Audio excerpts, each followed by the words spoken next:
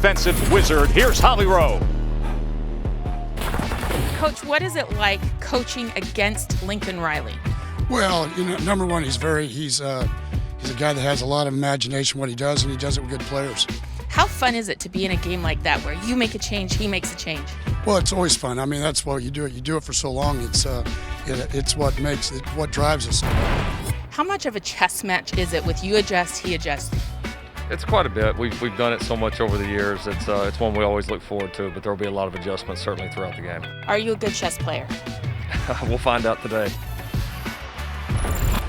Got to play chess against that guy, Gary Patterson. Glad you're with us. Settle in for a nice day of college football right here on ABC. Joe Tessitore and Greg McElroy with you.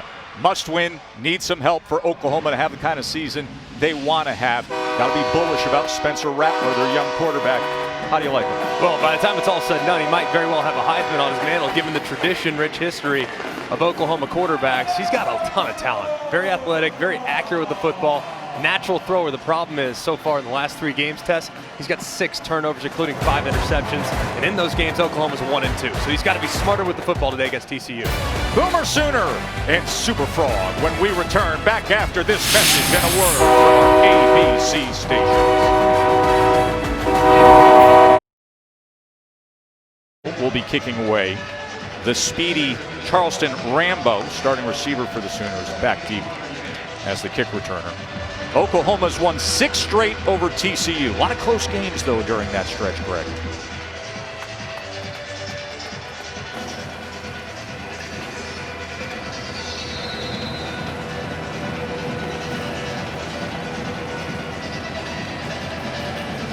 As we are underway, our first peek at Spencer Rattler, the redshirt freshman from Phoenix, Arizona. 13 touchdown passes on the season so far. Very gifted thrower, Joe. I mean, so much natural ability. It's just the decision making, and at really inopportune times. However, if he can just eliminate some of those mistakes, some of those slip-ups, he's got a chance to be one of the best quarterbacks in college football. He's on his way. Just a couple freshman mistakes occasionally throughout the course of his first 4 starts. Top freshman quarterback in the country in total offense and passing touchdowns. They will start on the ground with Pledger, and a chunk play will open things up for the Sooners as Pledger is taken down by Marig. But he goes for 13 yards to get the day started. And a beautiful job here. Little counter action right there. You got the fullback out in front. You got a pulling guard kicking out. And Oklahoma coming off that bye week, challenging the offensive line, knowing they need to take some of the pressure off their quarterback in the run game. Pledger, this time, good pursuit up front by TCU. As Cooper comes up with the tackle. If you look at this Oklahoma offense, for years and years, they've had such known commodities at wide receiver. This year, a few guys that are kind of trying to find themselves. You have Weiss and Rambo and Marvin Mims, the talented freshman. Then a running back, too, with Pledger and McGowan and Marcus Major. All these guys kind of trying to figure out how they fit in the offense if we look at McGowan now. 2nd and 12, true freshman running back is in. Rattler, look at the time he has downfield, and in stride he connects with Seth McGowan. And Holly, he makes a big difference with this offense, doesn't he? That's right. The coaches had told us during the week that Seth McGowan was out for this game, but I noticed him warming up in pregame warmups, and they have confirmed he's available, obviously. Guys, he had been out with concussion protocol, but it's huge that he's playing in this game. He's from the Dallas area. Rushed for almost 4,000 yards in high school, and in pregame warmups, he was bopping around. He is so excited to play today, already with a big impact. And Holly, he's probably their most talented back, just not a ton of experience. Here's Rattler, is going to tuck and run himself, and he is taken down that time by Wallow. And Seth McGowan, you mentioned, he is from the Metroplex here in DFW area. He played at Mesquite Poteet, had 45 touchdowns there, huge recruit. Yeah, big time. And if you watch him, it just jumps out. I mean, he's very natural, great pass catcher. Anytime you got a guy, Joe, that can run a wheel route down the left side first game back, makes a huge impact early. That's massive. You see how versatile that running back is. 2nd and 5. Rattler Gonna run again, trying to get to the outside, but it's gonna end up being a 3rd and a long 2 as Van Zandt made the tackle on Spencer Rattler. This is huge here for this TCU defense. Gave up a big play down the field with the freshman back. But in the red zone, this is really what it's all about. Between the 20s, especially in the Big 12, you can give up big plays. But the difference, obviously, between an opening drive touchdown and an opening drive field goal is massive for your psyche. So a big down here for the Horned Frogs defense. 3rd down and 3. Big Austin Stogner, the tight end, is to the top of the formation there. Keep it on the ground, 3rd and 3, and into the end zone with something extra goes TJ Pledger. Strong opening drive for Oklahoma. Just split belly action and a beautiful job up front by that Oklahoma offensive line, and a great start for the Sooners coming off the bye week, establishing the line of scrimmage, creating a big play in the passing game, and then cashing in with Pledger bulldozing his way to an opening drive touchdown.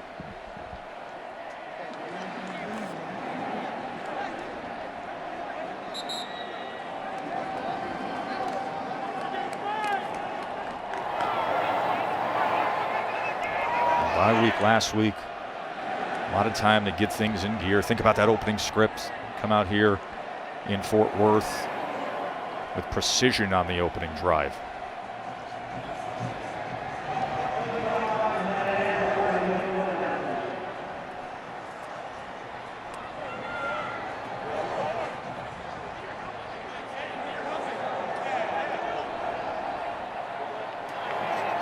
Coach Patterson mentioned to us when we had a long visit with him yesterday about the concern of holding on early against Oklahoma, of expecting Oklahoma to come out like that. It was a low snap and a good hold there on the extra point by Burkage.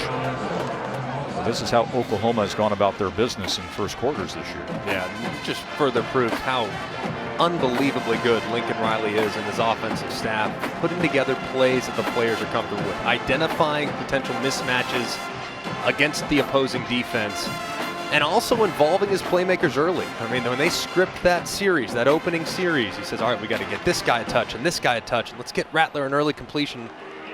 All those things work to their advantage, and they are one of the best starting teams in college football, especially on that opening drive. 43-yard reception by Seth McGowan, the true freshman. And then the 12-yard touchdown run by TJ Pledger.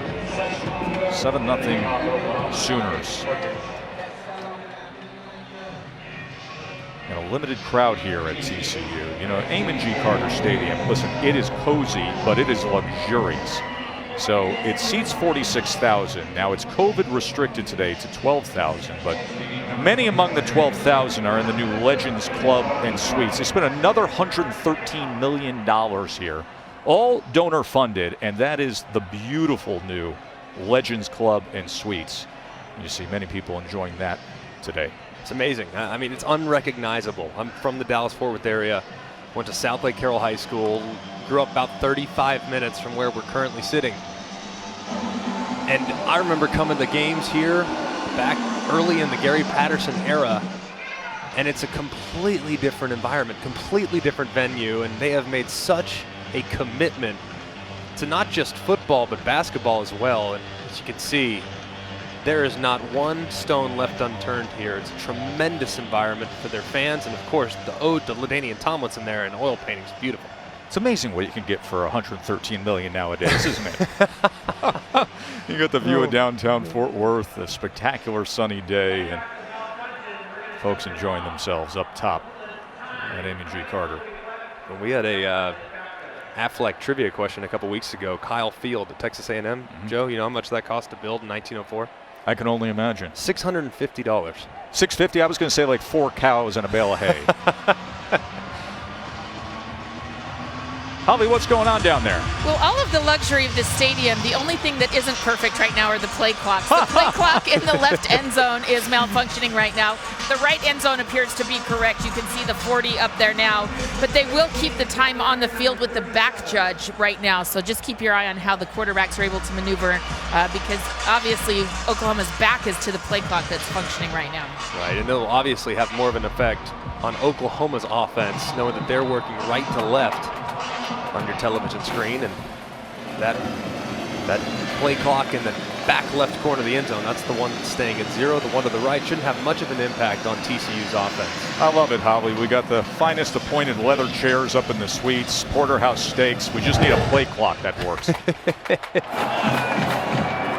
From the 1-yard line comes Williams. And Williams able to catch a seam. Upended ball came out at the end, and it looked like a TCU player jumped on it right at the 25-yard line.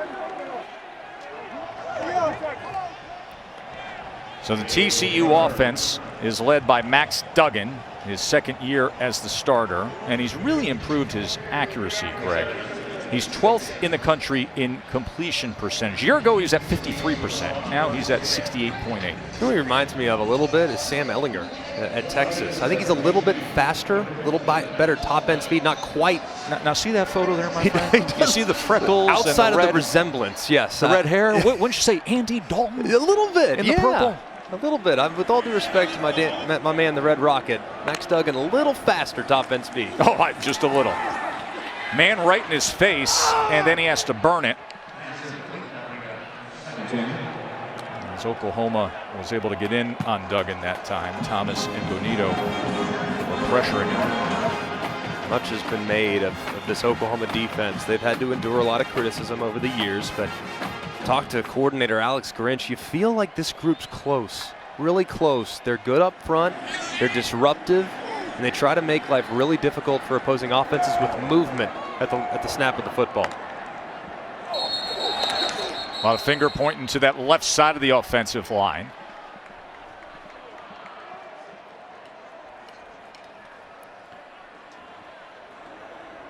False start. Offense, number 53, 5-yard penalty.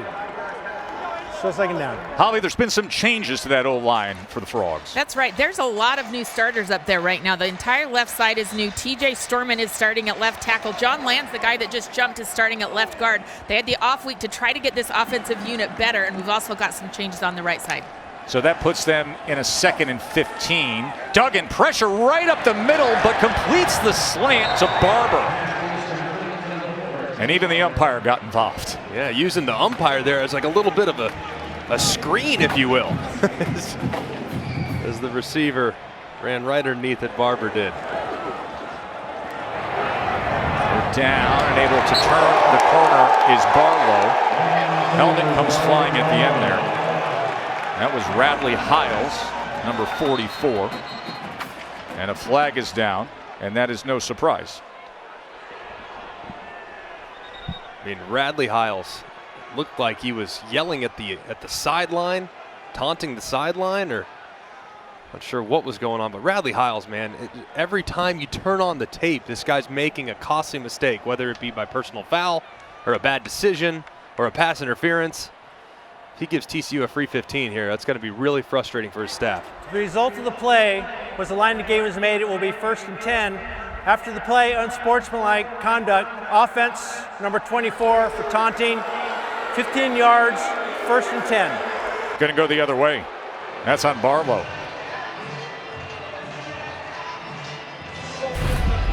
Curious to see what happened here. Looked like, for the most part, Radley Hiles was the one that was initiating the conversation. There's 24.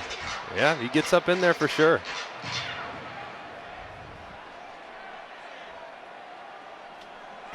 Might be one where I keep the flag in my pocket there, or at least a penalty on each side. A little surprised by the call there. There's Barlow now with the jet motion, but Duggan kept it himself and was tracked down by Isaiah Thomas. And Thomas is the guy who really set the tone early on in that wild game against Texas. Had that fumble recovery, and he comes up early here. And I think this front too, and Ronnie Perkins, whenever he returns, this front's got a chance to be quite good. You watch Perrion Winfrey, number 8, really coming into his own. I like Thomas, and Bonito has been really productive here in the early part of the season.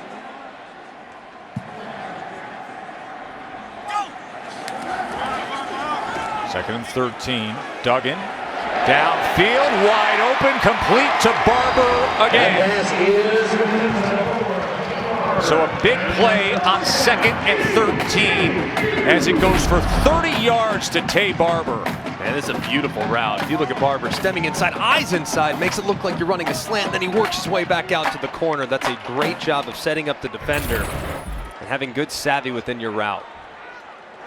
Got an offensive lineman lined up at receiver, go the other way, and it's incomplete as he was looking for Carter Ware. So it was an oddball formation that time as they gave the look of a screen to the near side, flanking out the right tackle. Instead, they went down the left seam with Ware, and it's incomplete, 2nd and 10. Interesting looking formation. I thought they were running the Mike Leach with how wide those offensive linemen were, how wide those splits were. It looked like it was traditional air raid back in the day at Texas Tech.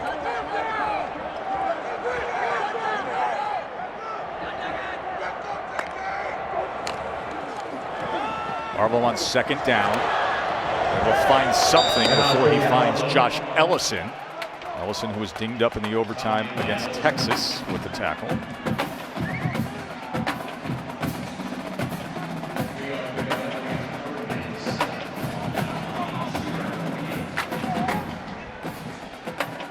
Play TCU's opening drive coming up, and they're facing a 3rd and 7. Rattler and company came right down the field with a 6-play touchdown drive to start the day. Stack release, 2-by-2 for the Horned Frogs. Duggan on 3rd and 7. Pressure, and he's taken down. That was Marcus Stripling with the sack. And a great job by Stripling. Just working right around the right edge, around Andrew Coker. Dropping the quarterback for a big sack. Great job by the pass rush getting home. That time with the more traditional pass rush. Usually doing twists and stunts. That time a traditional pass rush right around the edge. And he drops Duggan for the sack.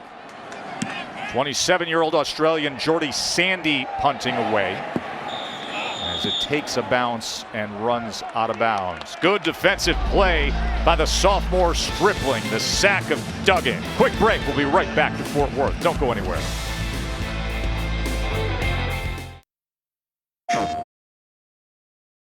Welcome back. Big Ten, Ohio State hosting Nebraska. Master Teague, they're already down 7-0, the Buckeyes, and he would go on to score right here. Patience is a virtue. Bow in the end zone. We're tied up at 7 apiece at the shoe. Meanwhile, Clemson wasting no time. Trevor Lawrence, how about his 82nd career touchdown pass to Cornell Powell? The turn, they're already up big, 10-0 early on in the ACC network. Back to Tess, Greg, and Holly. Thank you, Kevin. It was interesting to see Nebraska up 7-0 before Ohio State came back. McGowan couldn't find anything that time. Instead, it is once again Wallow, Garrett Wallow, who led the Big 12 in tackles last year, leads the team in tackles again this year. He's now 5.5 tackles for loss. You want to find him, just follow the football. That's it. Guys all over the place, just ridiculously productive. 230 career tackles over what's been an excellent career. Here's Rattler on 2nd and 13. And gets it complete to Weiss. Theo Weiss, the sophomore who had a big breakout game in the Red River rivalry a couple weeks ago, had a team-high 8 catches against Texas. I love this right here. The effect on the safety, the hard play action. Ardarius Washington jumps on that initial overround. You got the post over the top. Weiss picking up right where he left off a couple weeks ago, and Rattler dealing a very hot hand. A couple of long completions already, continuing to use play action to his advantage. 44 yards there. McGowan testing that right side, and he was pushed out by D. Winters, a sophomore who came out of Burton High. When you watch this Oklahoma offense, what makes their play action passing game so successful is that they actually use their offensive linemen, their pulling offensive linemen. They make it look completely like run. I mean, if you watch it, it's almost identical to some of their run techniques. and yet there's guys on pass routes down the field. It's just a real testament to their scheme and how disciplined their offensive linemen are in protection. Look at the pressure, and Rattler survives it. Nearly lost his balance, and now will tuck and run, get a first down and more. How about that play from Spencer Rattler? It was LeKendrick Van Zandt who came coming in like a missile, and Rattler was able to dodge it. Yeah, this is amazing right here. I mean, TCU has the perfect defensive play call.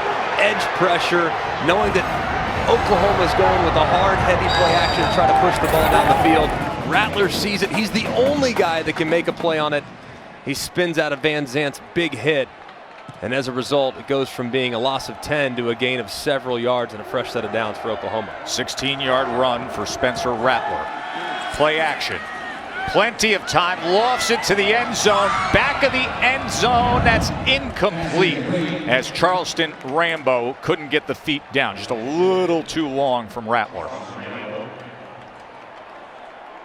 Rattler's been good on the move, hasn't he? He really is. I mean, really, really good. And he's a natural thrower. When you're outside the pocket, your instincts come to the forefront. But right now, staying within the pocket, that's something that's learned over the course of time. He's a freshman, so they allow his playmaking to come up. And when getting him outside the pocket, you just allow it to be a little more natural for a guy that hasn't played a ton in his career. 2nd and 10. Pledgler had to work all that way just to get back to the line of scrimmage. Maybe get half a yard. Had a 12-yard touchdown run to start our day.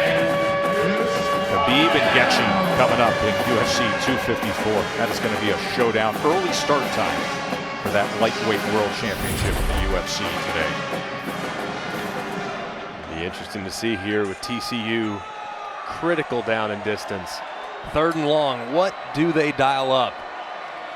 Do they try to keep the ball in front of them? Because that's probably what I'd do, given the explosiveness of this Oklahoma offense. 3rd down and 9.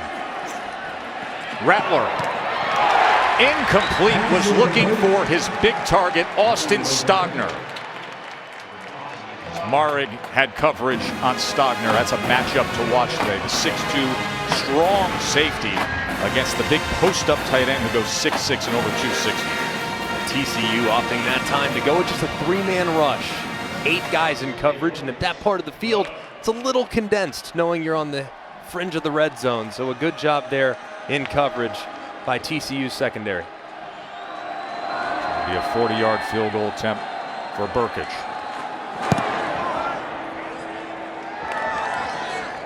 And Burkich puts it through. His 5th field goal made of the year. 10-zip, Oklahoma on the road.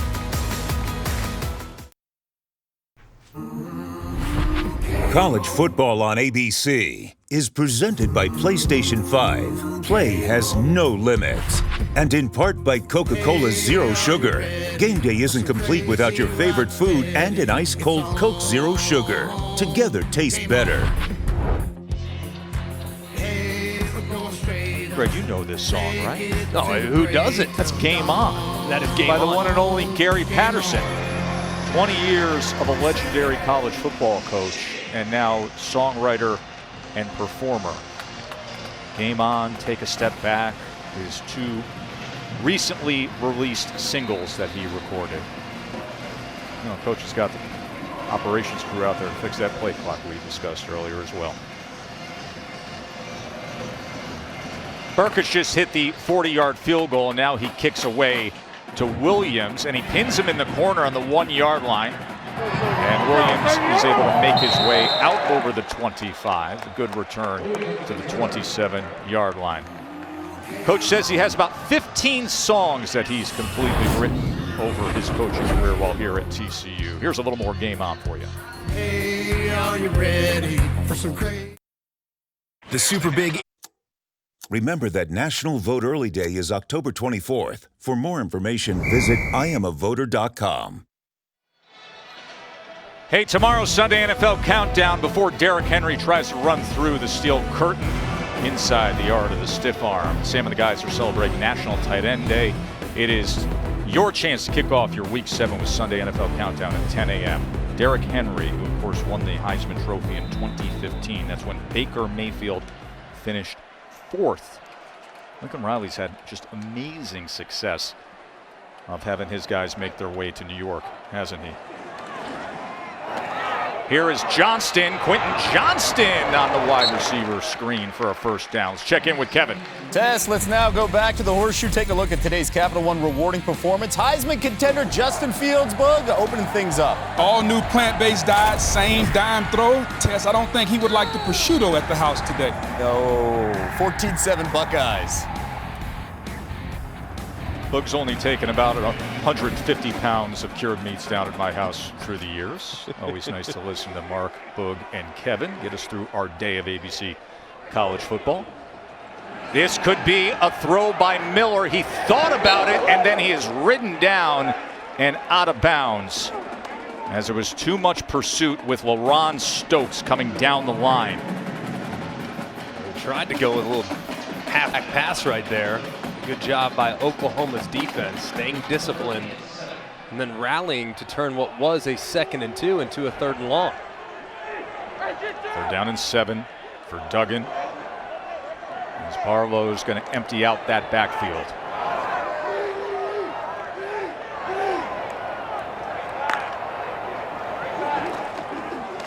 Duggan short of the line to gain as he hooked up with Barkley.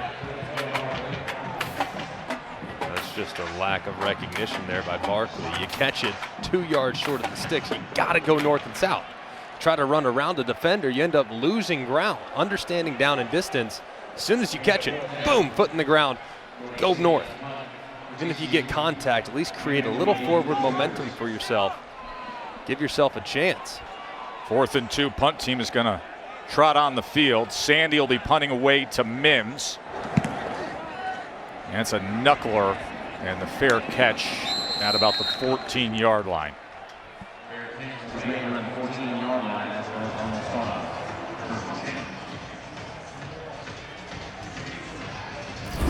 Both teams coming off the bye week. Of course, a couple weeks ago, what a thriller we had. The highest scoring Red River rivalry game ever. Oklahoma had that big lead, a couple minutes to play. But it came down to 4 overtimes. They had the touchdown pass to Stoops. And then Trey Brown, the game-ending interception of Ellinger, the longest game in Oklahoma history, by the way, 4 hours and 43 minutes, 53 to 45 in 4 overtimes. And, you know, real opportunity to go through something like that and a real opportunity to grow when you're a young quarterback. Here's McGowan. Holly. Spencer Rattler actually got benched in that game, if you can call it that. After 2 turnovers in the 2nd quarter, Lincoln Riley took him out and let him catch his breath, just observe, calm down. He said, I was so proud of how he handled it. He was very mature. Spencer Rattler this week, he said, I want to be coached. I want to be coached. I want to correct my mistakes. He said, my goal is to not make another turnover for the rest of the season. Handled it with great maturity, and he vows to be better. Rattler. Nothing happening there as he is driven back by Coleman. You know, Holly brings up a good point about the ability, the desire to be coached. That is critical. Oh, listen, all these young quarterbacks that come in with the accolades like he did, recruit the way he did, you're going to be confident. You got to be able to listen. You got to be coachable. Of course. And Lincoln Riley has so many skins on the wall. Like, hey, man, just trust me. Like, I know how to get the best out of you. So I think it's a great opportunity to grow, to reflect, and to recognize and acknowledge with Oklahoma's talent, most of the time they're going to show up and be the more talented team. However, when they show up and turn the ball over, that neutralizes that advantage. So it was a good learning opportunity for Rattler. 2nd and 14, has time, goes shallow and under to Mims. A 3rd down as Wallow makes yet another tackle.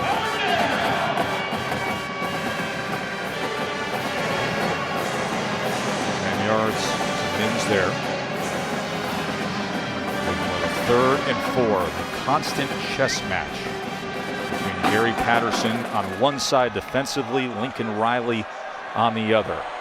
Pledger in the backfield with Rattler. 3rd and 4 for the Sooners. Incomplete. Unable to connect with Austin Stogner. Hodges Tomlinson had the coverage, the nephew of LaDainian. Oklahoma had exactly what they want. They have a big body tight end in Stogner, who stands at 6'6", 260, working against the 5'9" Hodges Tomlinson. And that time, Hodges Tomlinson able to make a play on the ball by reaching that right hand around. Darius Davis is the return man for TCU today because J.D. Spielman is out injured. Reeves Munshaw with the punt. High hanger, fielded at the 20-yard line. Chance to check in with Kevin Nagandi. Tess, Clemson is favored by 47.5 points. They may get it here in the first half. Travis Etienne, a men among boys. The spin move, now 103 yards away from the ACC all-time rushing record. Now 17-0 against the Cuse. Back to you. Now, Ted Brown's got to be sitting back, the old NC State running back who went on to play for the Vikings, sitting back saying it's only a matter of time, seeing what Etienne has done for all these years and knowing he's closing in on it today. 25-yard touchdown run for Travis Etienne, #1 team in the country. And Syracuse has had such a difficult time this year, and then they run into this. And not exactly the get-back game you want if you're Dino Babers and company. Clemson continues to roll. See what TCU's offense can offer up.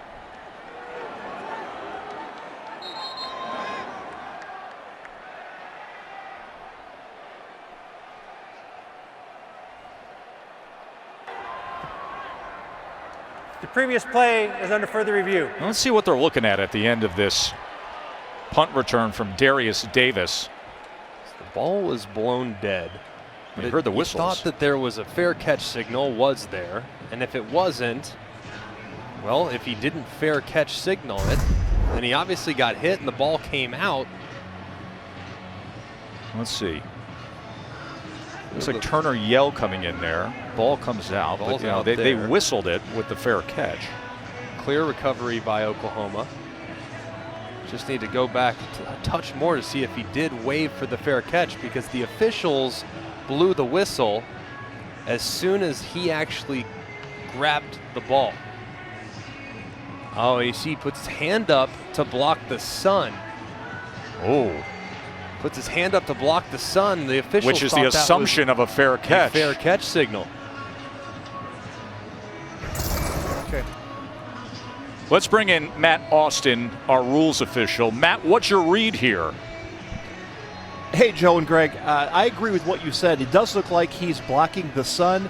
The receiver has to be very careful when he does that, because any waving motion would be considered a signal. So it looks like the officials did think that was a signal. You're right, they did blow the ball dead as soon as he touched it. I think the contact by the kickers coming down caused the fumble. The receiver thought that he was getting a fair catch. So we're reviewing the aspect of whether the receiver controlled the ball in the punt, which he did. The previous play is confirmed. Yeah. I think that's a good call. I think he did control the ball. The kicker's coming down, knocked it out of him. I'm glad they didn't throw a flag for any kind of contact, because it was confusing. It was too, and I mean, honestly, you can also have seen because it's, if you try to run after you signal for the fair catch, you can get flagged for that as well. So a lot going on right there, but I think ultimately it was the correct decision by the officials to reward the ball to TCU after what was a confusing fair catch. So first down, TCU at the 21. Duggan off the jet motion. He's going to keep it himself, and he'll get out to the 26-yard line. A 5-yard run for Max Duggan, the sophomore from Council Bluffs, Iowa, where his father was his high school coach. Just on the other side of the river from Omaha. Taken down on 2nd and 5 at the line of scrimmage by Isaiah Thomas. Thomas has been active early on here. If you see, I mean, it's very clear the TCU offensive line is not what we've become accustomed to seeing from that group over the years. They're just not getting the same push. As a result, the running game's very inconsistent, and TCU's had very few opportunities in 3rd and short yardage because they haven't been very good on 1st and 2nd down running the football so far.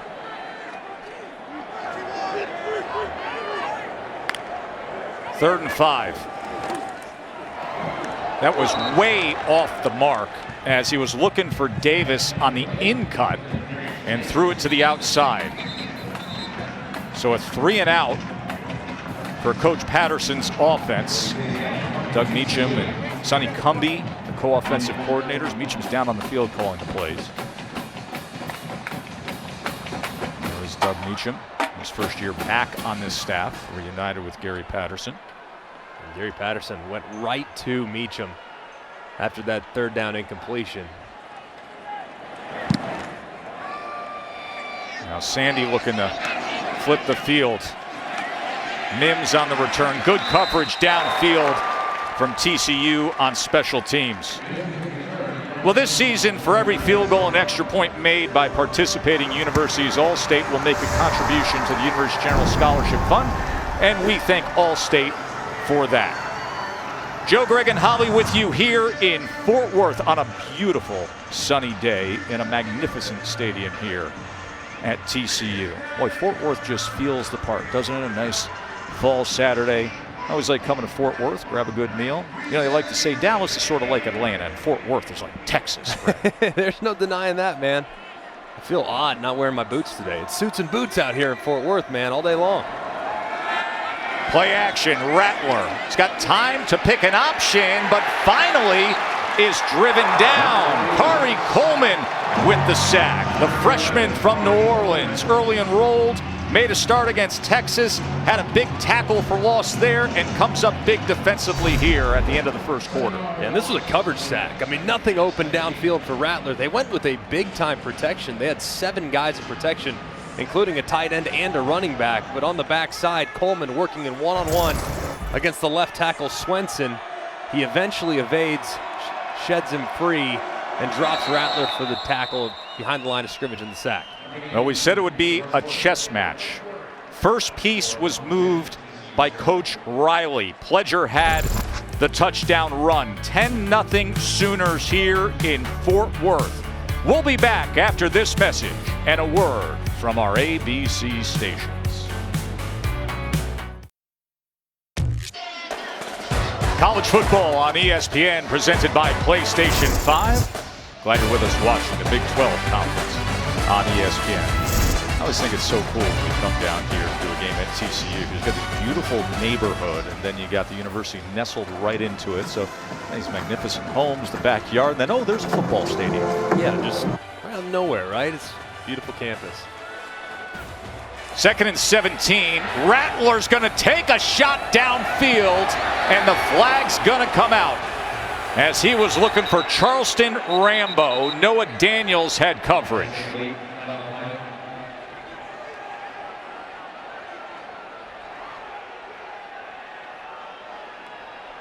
Rambo, a preseason all Big 12 selection, such a dangerous playmaker. Had a big game last year against TCU, had 6 catches against the Horned Frogs. Pass interference, defense, number 21, 15-yard penalty and an automatic first down.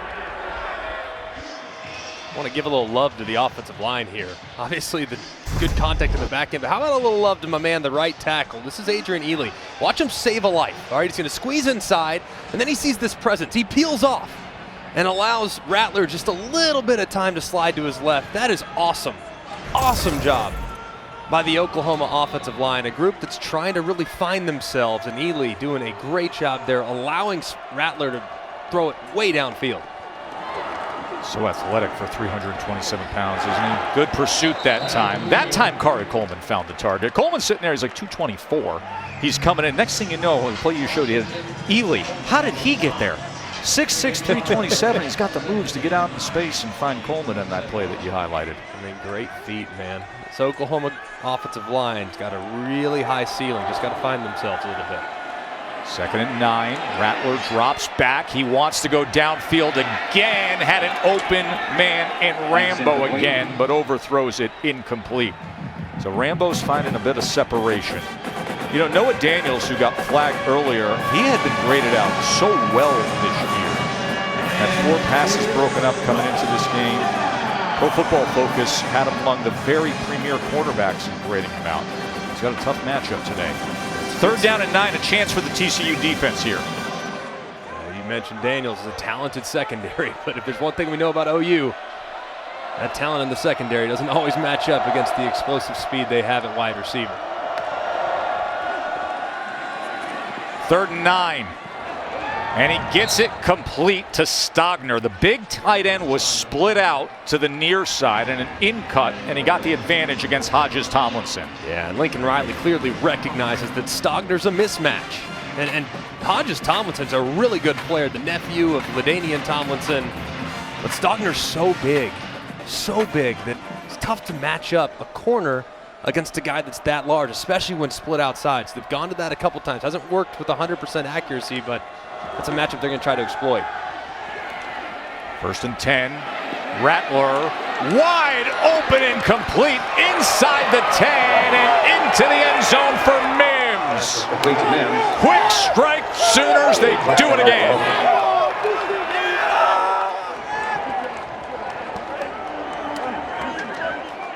50-yard touchdown, Rattler to Mims. And that's his 5th of the season already, Marvin Mims.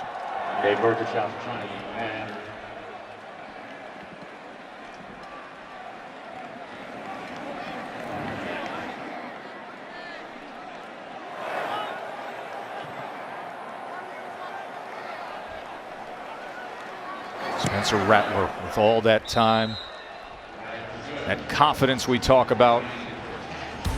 And he said, I want it, I'm gonna go get it. And Marvin Mims, the true freshman, one of the most productive players in Texas high school football history. Getting loose here in Fort Worth for a big score as the Sooners take a commanding lead. He's got a few times. Oklahoma tried to hit this big post over the top, and this safety clearly acknowledges that big post. So what do? They run that little over route right over the top to take advantage of the voided zone.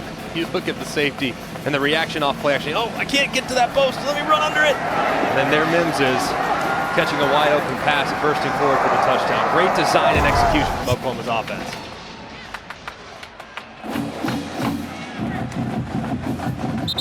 Zip. Back to the studio we go.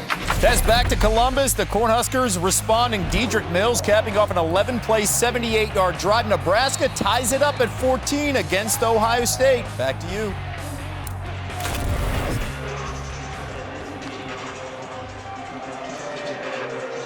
You know, last year when these two teams met up in Norman, Oklahoma, Greg, jumped out to a 21-zip lead in the 2nd quarter, and then TCU rallied. Oklahoma will hold on to win that game 28-24. Right now TCU needs that rally. They do. They got to find something offensively because their defense has no answers for what Oklahoma's doing right now. Duggan able to connect, and staying with it is Pro Wells. Just what they needed. Pro Wells inside the 30. The big 6'4", 250-pounder able to break tackles, and then Royals finally had to track him down. They needed the big play. They got the big play for 47 yards. It's a great job of misdirection there by TCU's offense. Miller testing that right side. Andre Miller, the true freshman. And if you watch, you're going to see the flow. Look at the flow running from right to left with that jet sweep action. You run Pro Wells right to that area in which the Sooner defenders were running with that jet sweep. That's just a good job of misdirection. You have one guy running from left to right, defenders following, then you peel that tight end right around behind him. It's an excellent job there by Doug Meacham in this TCU offense. A lot of window dressing here with Lynn and Ware, the two tight ends. We saw Oklahoma and Reggie Grimes playing on the right side of that defensive line, true freshman defensive end, come into that neutral zone. Prior to snap, false start, offense, number 47, 5-yard penalty. Still 1st down. And they will tag Ware, Carter Ware, who was one of the tight ends who was motioning. Just gets a little on his toes after the motion. So excited to fire out. You saw an Oklahoma Sooner kind of lean a little bit, and he was reacting, but I think a good call by the official. It's clearly the tight end was moving. 2nd and 11. Keep it on the ground with Miller. And Miller with a good run as he gets it just about a yard away from that line to gain. Goes for 10 yards there. Kreidel with the tackle. So far, TCU's offensive plan has really been almost exclusively about the jet sweep, the speed sweep. Trying to get Oklahoma's defenders running sideline to sideline. At some point, they're going to have to give that jet sweep action and run it north and south. Foster comes in on 3rd and 1, and he'll move the change. You saw Miller walking off and grabbing the back of his right leg. John Michael Terry with the tackle, so DeMarque Foster has to come in, the redshirt freshman from Wichita Falls. Let's watch the end of this play, see what happened with Miller.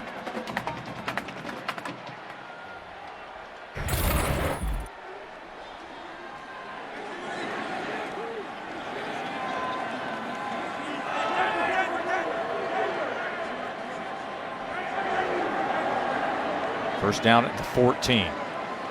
TCU desperate to get on the board.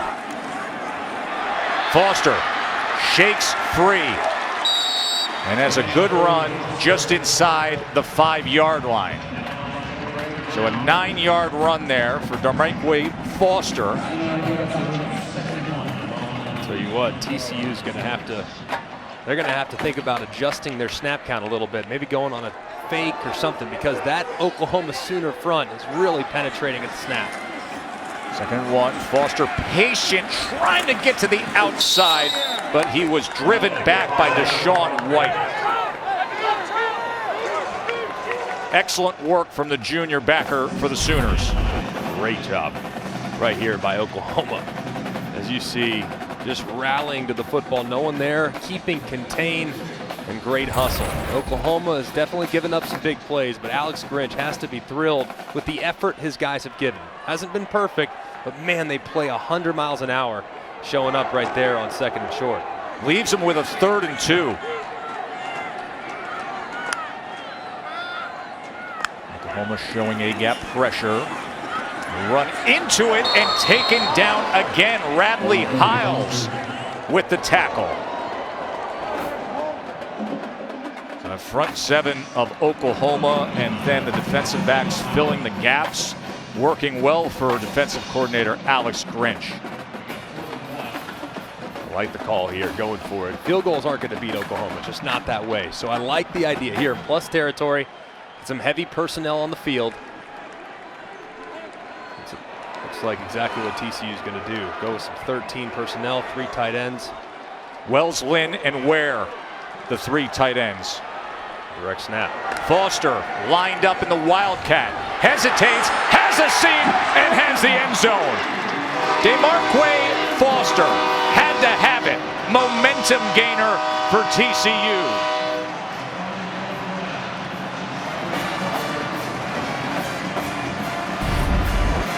And this is a really good job. You're going to see pull action right here and flow over the top. Just a load power to the left. However, the running back feels it, Foster does, sees that opening on the right side of the offensive line and bursts forward for a massive conversion and touchdown to get TCU back in the game.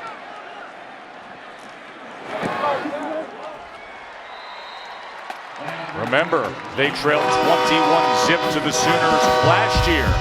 They rallied, made a good game of it. They cut it to 10 here at home to the Frogs.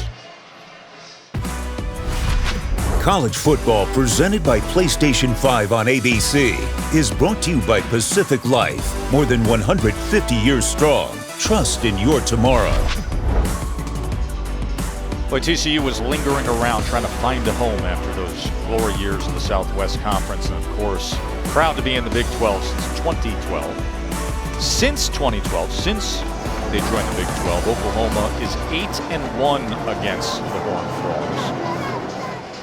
Go through all those years of those conferences after the Southwest Conference, and you think, what would have happened to this school, to this program, if it wasn't for Gary Patterson? Yeah, it's amazing. I don't know that any coach has had a bigger impact on a program if you consider where they were. Rambo on the return here.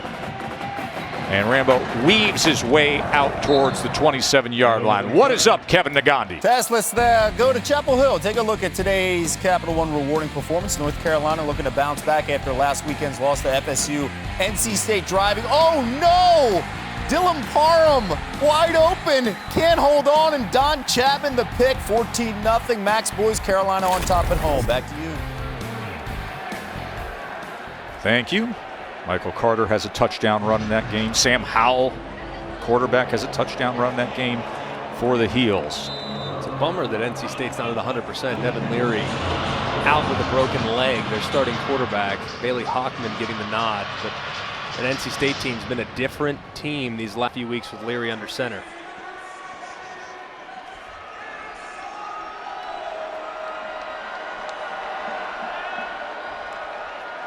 Rattler on first down. Outside the pocket, across the grain, but incomplete. Couldn't connect with Stogner. Of course, the Big Ten is back, and tonight, the oldest trophy game in college football history. The Little Brown Jug, Minnesota and Michigan, 7:30 Eastern, 4:30 Pacific on ABC and the ESPN app.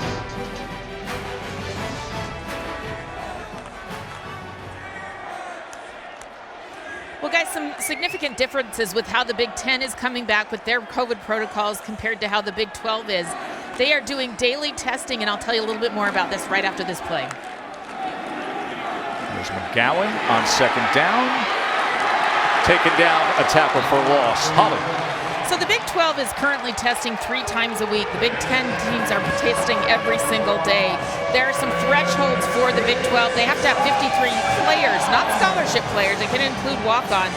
But the thing that's a real catch for the Big 10 right now, people are concerned about will they be able to get through the season, is if a player tests positive, it is a mandatory 21 days out, a 14-day quarantine, and then a period to go through cardiac screening. This is significant and a concern if they can get through the season. I want to continue that conversation a little bit here. 3rd and 14, Rattler. And it's incomplete. TCU defense does their job. That was Marig, the exceptional safety who came into this year as a preseason All-American candidate. Had such a big year last year. And they needed to have that defensive stop, so Oklahoma would be punting away. But Holly brings up a very interesting point when you frame the Big 12 and the Big 10. The return of the Big 10 with really stringent COVID protocols and really leaving themselves no wiggle room, by the way. Munshaw on to punt away. An umbrella wobbler, and the fair catch is near the 35-yard line by Davis. So this is what Holly was talking about, Greg. The daily testing, the restrictions of percentages, 21 days, 3 weeks if you pop positive here. Here's the concern with Big Ten, no wiggle room. Schedule doesn't have things that are freed up the way other conferences have had, and consider everything that we have seen for the better part of the past month and a half. That can be dangerous. Yeah, it'll be challenging. And the 5% total shutdown, I mean, there's a lot to consider. But you have to trust, though, that we've done a good enough job in learning from what these conferences have done early on, that maybe they can apply some best practices for the Big Ten as they try to pursue and try to bat 1,000 in something that's very difficult to even bat better than 30% on. It's really, really tough. Everybody makes this assumption that Ohio State is just a shoe-in. They're a lock. Everything's going to go. You know, listen, you never know. Graham Mertz at Wisconsin last night? They looked good last night. The passing gracious. game of Wisconsin. What's the best hope for the Big 12 when you consider the postseason here? I mean, obviously there could be disruption in the Big Ten that throws things off alone there. We got a big one with Iowa State and Oklahoma State that gives Big 12 fans some hope. 2nd and 18 as he goes to Barber underneath. It's going to be 3rd and long.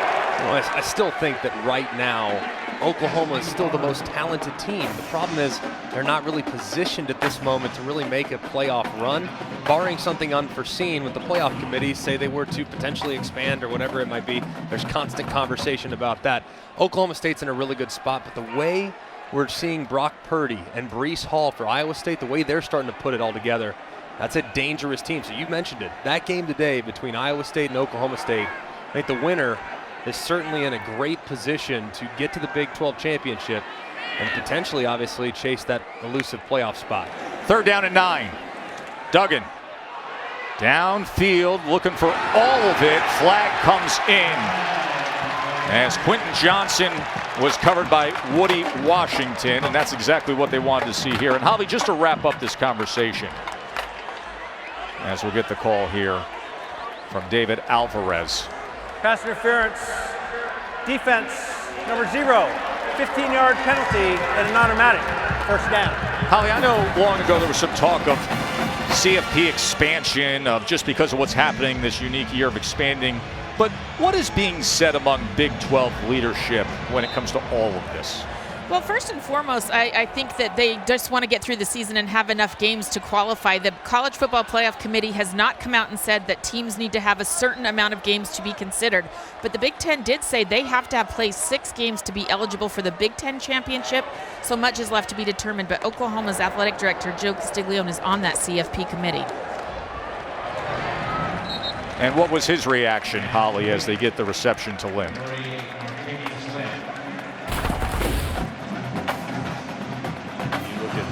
Playoff outlook right now, November 24th being the initial release, and there is speculation. We know the Pac-12's been outspoken about a 1-year expansion. Now there's contracts in place, there's challenges and red tape to overcome.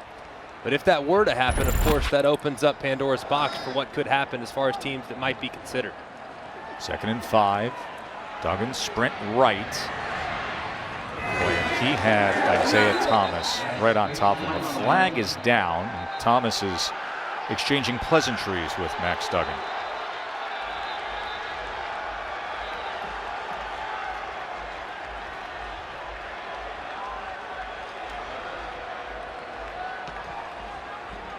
They're going to get a call against Buki Radley-Hiles in the secondary. It looked like he grabbed the receivers. He was Part trying of to the make a pass, break. holding, defense, number 44, 10-yard penalty and an automatic first down.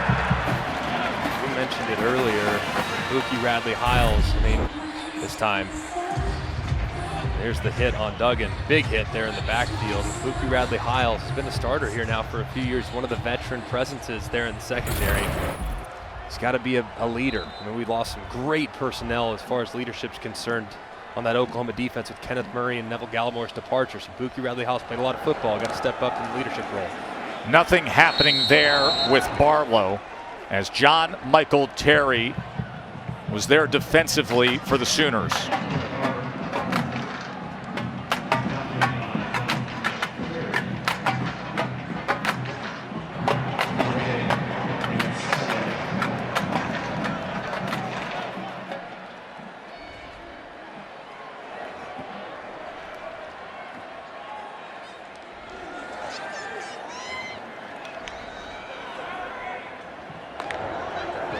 Second and 11. Duggan to the end zone. Diving effort. Talking it over. Did he control it? Incomplete. Blair Conright's effort was spectacular, but they said did not have firm control. Rolling down the field is an incomplete pass. 3rd down. Let's take a look at it. Ooh, that's a great call by the official. As you see, the nose of the football does look as though it goes through and hits the ground. Of course, it can hit the ground, but it has to be in firm control, and the ball cannot move. That was Terry Jones, the back judge there, who took his time, conferred. Very good job by the Big 12 officials. It's such a tough call. It's happening so fast. As you see that ball kind of move a little bit Previous there. play is under further review. Going on the field was an incomplete pass. If you watch the nose of that football, you see it hit the ground there. They will take the time to review her. Conright, spectacular effort. They want hands up here at TCU. View says that Blair Conright did not control the ball, ruling on the field confirmed as incomplete. I think it was a good call and a great job on the field too by the back judge. Hey, go and get with the other official. Let's have a conversation. Did you see the ball hit the ground? Yes, I did. Perfect. Incomplete, then go clean it up in the replay review. That was just excellent execution by these Big 12 officials. 3rd down and 11 now. Quarterback run had no chance at all. Perry and Winfrey just smacked down Duggan. Winfrey was one of the biggest JUCO recruits in the country, is really flashing, isn't he? Watch the big fella here. He works a little bit to the left, and then here comes that right guard right around him. He swims him over the top, and drops him in the backfield. Winfrey just stands out every time you turn it on. He's a kid that's getting better and better and better, and by season's end, he'll be one of the best in the Big 12 at defensive tackle.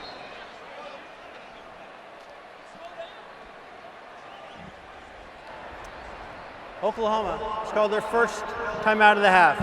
Oklahoma's going to use a timeout. 5:06 to play. Let's check in with Kevin and the guys. Test on now for our protection spotlight, brought to you by Allstate Wear. Take a look at a great touchdown play in the Little Apple, Kansas State, and they are 3-0 in the Big 12. Wins over Oklahoma and TCU. Phillip Brooks going to the left side and getting some blocks down the sidelines. One move, one man to beat. 55 yards on the punt return, 20-6. Wildcats. Back to you. Oklahoma found out about K-State back on September 26. They had a big lead in that second half, and then K-State rallied, had outscored the Sooners 17-0 in the fourth quarter to win that game. Couldn't pin it inside the 5.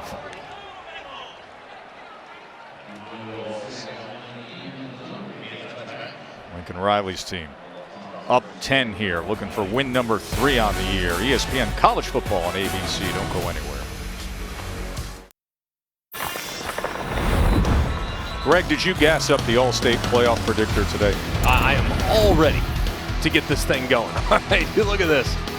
The likelihood of a college football playoff team for Big Ten, SEC, and ACC is pretty remarkable. However, for the Pac-12, and more specifically the Big 12, only at 8%. Shocking, given the fact that there's still some teams that are very much in the hunt. Now, I know an undefeated team might be what's necessary, though, for the Big 12, and the only team that might be there is Oklahoma State, who's got a really difficult game today against Iowa State. So it's going to be fascinating to watch. What I found most interesting there, though, Tess, was the fact that the ACC had a 91% chance. Well, I mean, everybody obviously points to Clemson, so it's going to tear How through. is Clemson only at 91%? That to me was remarkable. Well, number 3 team in the country is Notre Dame, sitting there at 4-0. They're coming up on ABC once we get finished. 2nd and 11, Rattler, little Matador treatment, and then on the run gets it complete to Rambo. And that game is coming up a little later this afternoon right here on ABC. Notre Dame at Pitt. I want to ask you about Notre Dame and how you size them up as a legitimate title contending threat. As we see, Noah Daniels is being tended to by the medical staff because they seem like they're a little different this year. Now, the Notre Dame defense, very stingy, only giving up over 11 points per game, but not quite the same Ian Book and passing game that we saw a year ago. They're He's missing got 3 touchdown passes through 4 games. Last year at this time he had 8. Yeah, they're missing Chase Claypool big time at wide receiver. And I think Notre Dame woke up one day and said, you know, I think we're going to be Army now.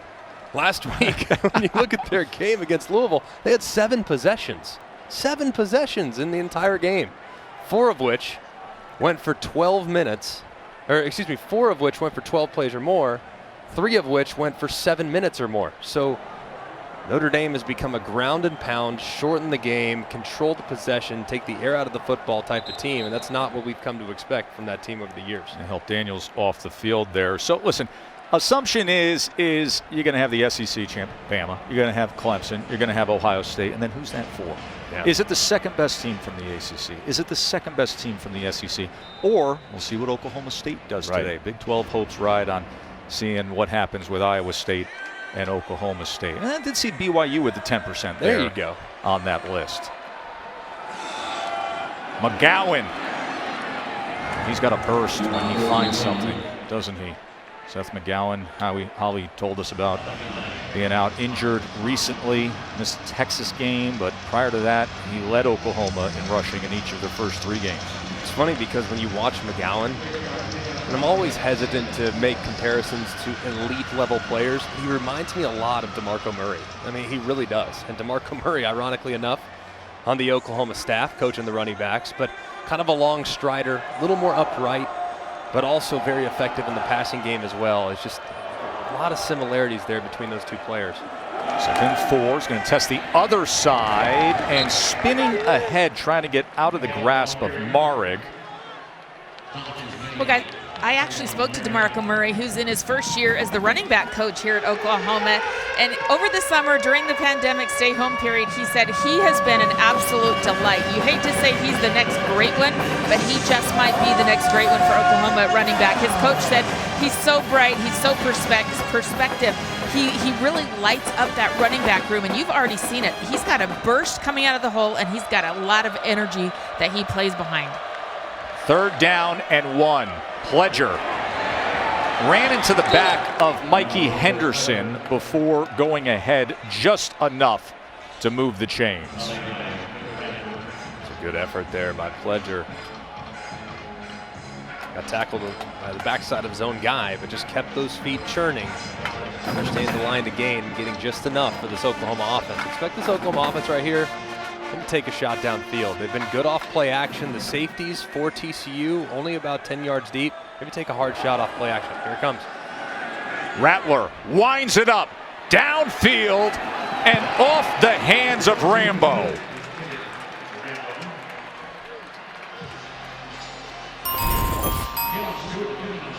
Reminder, Khabib and Getchi is coming up. Little mid-afternoon start for UFC 254. Man, I saw a training video of Khabib that blew me away. Did you see the video where he was swimming upstream against the current in a Russian river? I did not see it until you brought it up. That's what Peloton remarkable. needs next. Yeah. Forget this treadmill and the bike thing. Right. What they need an app for people that want to swim upstream against the current in a cold Russian river. Sure now that's training, brother. I'm sure there's a big market for that. Pledger going ahead over the 50. The 47-yard line taken down by Bradford. All right, Holly, last week you had your big Loma Lopez prediction that went south, by the way. I believe you owe somebody a dinner. What do you got here for UFC 254? I just want to go to the island. I don't feel like I have a good scouting report on either guy, but I like the idea of Fight Island. I just got out of the WNBA bubble. I would like to compare Fight Island to the bubble. Here's 3rd down and 5. Rattler, pressure off the edge delayed. They pick it up. Rattler, quick strike, and going up high for it. A flag is down was Mims. Seeing how much separation Mims got, this could potentially be a push-off by Mims. Mims had a ton of separation on the curl route. Part of the pass, holding defense number 2. That penalty is declined. The result of the play is a 1st down. That's Keon Stewart, the sophomore defensive back, who last year was forced into action as a true freshman, started 6 games. Here he is against Mims. That's why I had to push off because clearly UC Stewart was kind of grabbing him there as he released up field. Contact has been pretty physical for the most part from TCU's corners and safeties against this talented Oklahoma receiver corps. Let me tell you something. That young man's got a bright future right there. I like Mims. I feel like we're just comparing guys right and left. He reminds me of Marvin Harrison. The guy's got unbelievable feel. Rattler pulled it and then found a couple of Horned Frogs waiting on him, including LaKendrick Van Zandt. Want to remind you, coming up the half, we have Kevin, Mark, and Booger with the State Farm halftime report. They'll get you squared away on everything you need to know, how Clemson looks, ETN going forward, the ACC record, Nebraska and Ohio State, and they will set the table for Notre Dame and Pittsburgh. And of course, tonight on ABC, number 18, Michigan, and number 21, Minnesota. 2nd and 9. Rattler with a man in his face to the end zone and beyond Mims.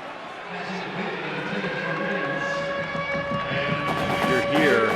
Main thing if you're Spencer Rattler, biggest thing, you cannot take a sack. 35 seconds remaining, but right now you're in a position where you could potentially get the field goal. So it's great. You want to create an opportunity down the field. You want to try to score naturally, but a sack takes you out of field goal range. The biggest thing for the young freshman here You absolutely have to be mindful of that pass rush up front, and don't hold it too long to allow those guys to get home. 11th play of this drive, their longest of the day, and it's a 3rd down and 9. Just over half a minute to go until we get to Kevin and the guys for halftime. Oklahoma has called their second timeout of the half. 60 seconds in length. Week 7 Monday Night Football. Showcase some defensive talent. Got Aaron Donald and the Rams, Khalil Mack and the Bears. That's 8 Eastern, 5 Pacific on ESPN. Our coverage begins with Monday Night Countdown at 6. A tough spot on that Monday night game. One of two of my best friends. You got one, Mark DeLeon, son of George DeLeon, former Syracuse coach, and he's the linebacker coach at Chicago. And then my other dear friend, former Oklahoma State Cowboy quarterback, Zach Robinson, quarterback coach of the Rams. So I'm a little torn, Tess. Which side should I pull for? Oh no, you know those young quarterback coaches and offensive assistants to Sean McVay, they have a way of having a career ascent, don't they? So, especially one's named Zach. Yeah, you know, that's right. That's right. Coach was not too pleased with the Lomachenko loss last week. Text line was blowing up. Really? Out there in Vegas. Big Lomachenko fan is Sean McVay. 3rd down and 9. One timeout remains. Eric Wallow just came after Spencer Rattler. What will they call up defensively here on 3rd and 9, 11th play of the drive.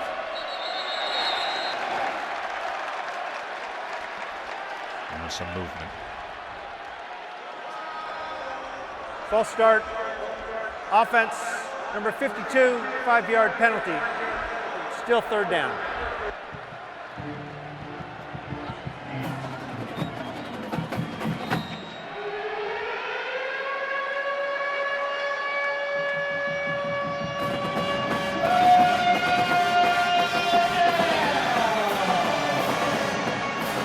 It's fun to watch Coach Patterson, how animated he is, getting the calls in defensively. And then the calm, cool Lincoln Riley on 3rd and 14 is just going to run it to the outside with pleasure.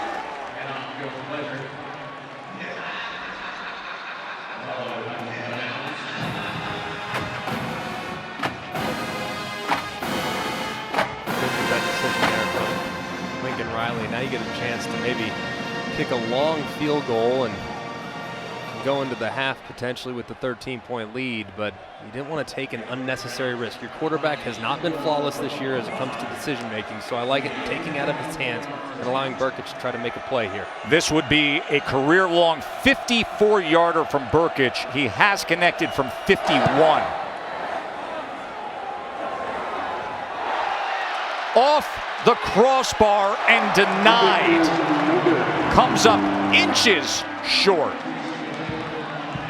Man, what a huge play right there. That false start, which moves you back 5 yards, and then you try to run it, get yourself in field goal range, and you see game of inches. An incompletion on that 3rd down, that's probably good.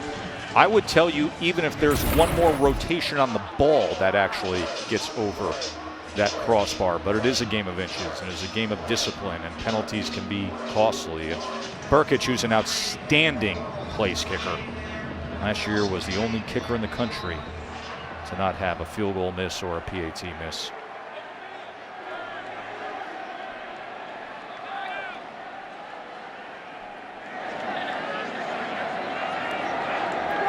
So TCU takes over with 23 seconds left, and that ball was batted at the line of scrimmage by Nick Boneto. He's coming off a great effort against Texas and a couple sacks.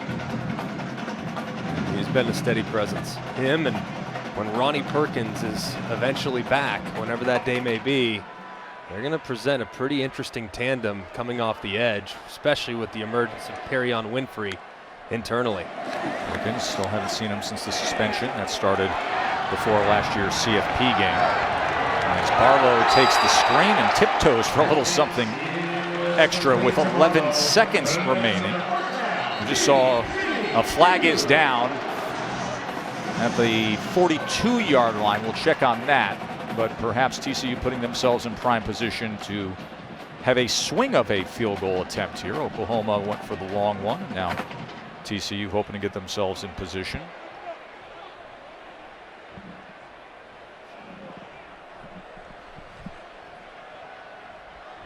May have been something extra after that last play involving Pro Wells, the tight end for TCU.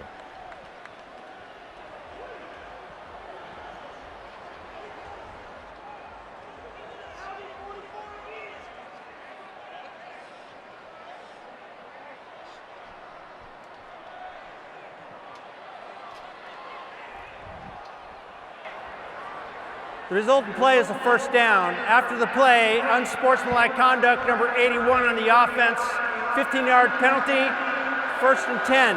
That is number 81's first unsportsmanlike of the game. Missed opportunity as Pro Wells gets the unsportsmanlike.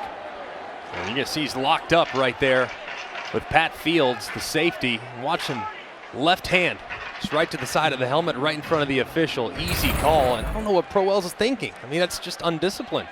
Can't do it right there, potentially taking points off the board for your team.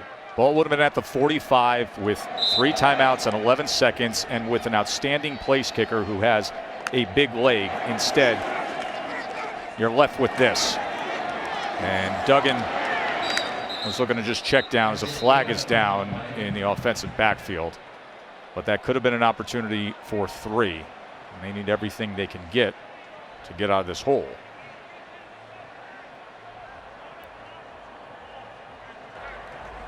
Personal foul, hands to the face, defense, number 88, 15-yard penalty, automatic, first down.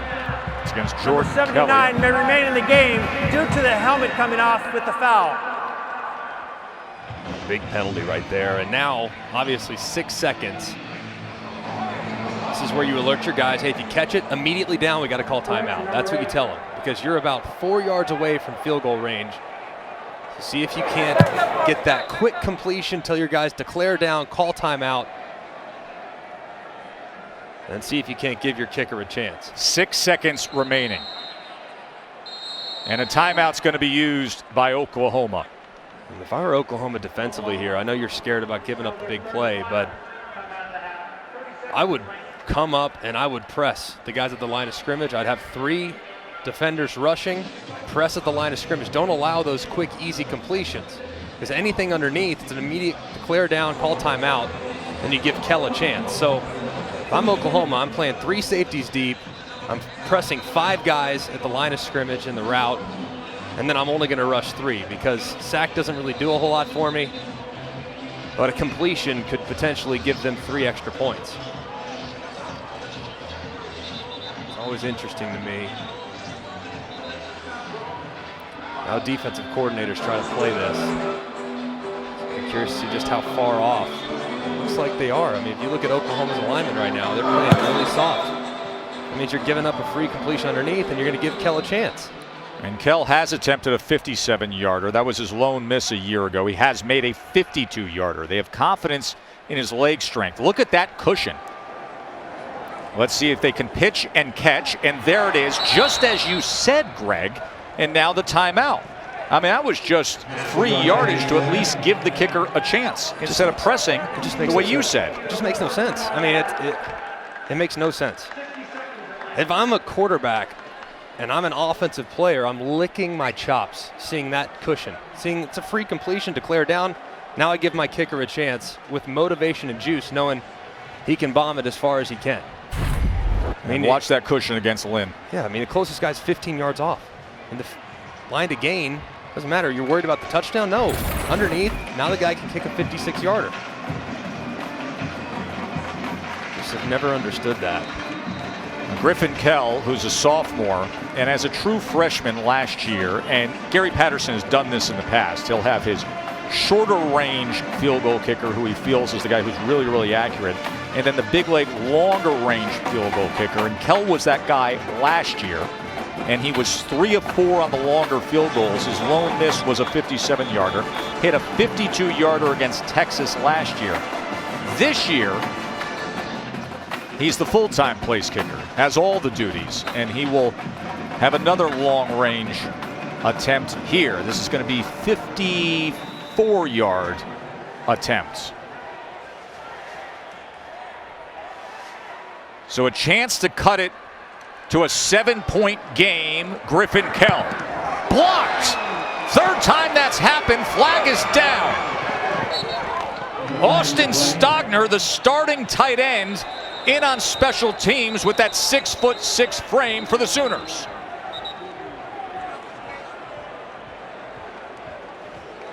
This could be huge for Oklahoma because it looked like Buki Radley-Hiles, number 44 for Oklahoma, was coming onto the field late. So if they had 12 on the field, then we're looking at a potential of another try. A little substitution on the defense. 12 men on the field. 5-yard penalty from the previous spot. Replay second down. We'll have one untimed down. That is brutal for Oklahoma. You get the blocked field goal, but the sloppiness costs you. Then there's your 12th, Buki Radley-Hiles, number 44. I mean, just can't happen. Just terrible here by Oklahoma here at the end of half. Played so well that it made some uncharacteristic mistakes to give TCU another shot at points. So a second chance for Griffin Kell, this time 49-yarder. Has to lift it though. He does, but does it leak off to the right? No good. And the margin will stay at 10. 17-7 Oklahoma. TCU's going to get the ball to start the second half. Stay tuned for the State Farm halftime report after this message and a word from our ABC station. Of course, Oklahoma has won the past 5 straight Big 12 titles, but an 0-2 conference start is what they're trying to dig out of. Right now leading TCU 17-7 as TCU will receive the second half kick. As we look at our Pacific Life game summary and Spencer Rattler, the big plays in that first half, Greg. Yeah, and that was really the start. I mean, the first 20 minutes of this ball game, Oklahoma was in complete control. Couple touchdown drives, a lot of big plays through the air. Defense was teeing off. But then as the game went along, Oklahoma started to let TCU back into it. They had a touchdown drive of their own, but for the most part, it's been all Oklahoma. And if you were to look at the box score and just watch the first half of the football game, you'd think they'd have a bigger lead. But TCU hanging around and getting the ball here, see if they can't start the second half by seizing momentum. Gary Patterson hoping his team will cut into this lead here right away. 3 plays of 40 or more yards for Oklahoma in that first half under 3 scoring drives. Holly. Gary Patterson said one of the most important things they had to do today in this game is to protect Max Duggan, their quarterback, and they've done it with, I've counted 3 different offensive line combinations so far in the first half. Late in that first half, they got 2 different players to start at the right side. Coy McMillan started at right guard, and Brandon Coleman came in at right tackle. We'll see how they start the second half, but another 4th different combination here on the offensive line. It is mix and match, but they've got to find a way how to protect their quarterback. And you could not have a more sincere, authentic reaction than Holly Rowe getting excited over offensive line combinations. Quick to the outside as he goes to Conright. In all my years of having such a blessing of having Holly as my sideline reporter, and we're reunited again, nobody I know in all of college football gets more excited about the play of the big guys. I love it. Holly, good, because I know nothing about offensive line play, so I'm glad Holly's got that covered. No, I'm kidding. It's really, she's 100% right. TCU has to solidify that groove because they're just not operating offensively the way they're capable. 2nd and 7, pressure off the edge, cat blitz, he survives, now goes backwards, and Duggan is taken down. As it was Asamoah who finally got to him. Leading tackler for Oklahoma. Fields was coming in hard from that safety position. Yeah, they brought just a free safety pressure off the left-hand side, completely unaccounted for. And you're going to see just pressure right here. Actually, safety's really coming from both sides. Edge pressure. No one there to account for Fields as he blitzed off the left, and they dropped Duggan for a loss. Good job initially avoiding the rush, but Good opportunistic play call there by Alex Grinch. 3rd and 19. And weaving his way, making the most out of that was Tate Barber, getting all the way back to the 30-yard line and more jawing on the sideline. You know, listen, here's the one thing when Oklahoma plays the Texas schools in the Big 12. Go through that roster, Greg, and you're going to see a roster filled with guys who are old high school rivals.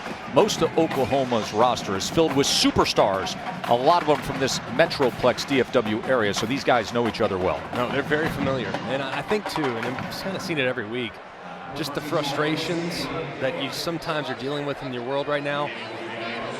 This is the guy's opportunity to come out and blow off some steam. I mean, we've seen it week in, week out. It's testy, it's chippy. Guys are giving incredible effort. So it's understandable that emotions run a little hot. Sandy punting away. Fair catch at about the 33-yard line by Marvin Mims. Mims had that 50-yard touchdown grab in the first half.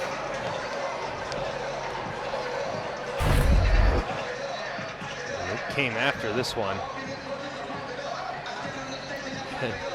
Jordy Sandy, the 27-year-old from Australia. Heads up play, but when you stare right at the referee as you go down trying to sell it, that might be a dead giveaway. It may. What do you think? May I please have a flag? Please. Please. It's a good effort, but a good job too by Oklahoma holding up. So Pledger get the first carry. Flag is down right in the line of scrimmage as he is pushed out.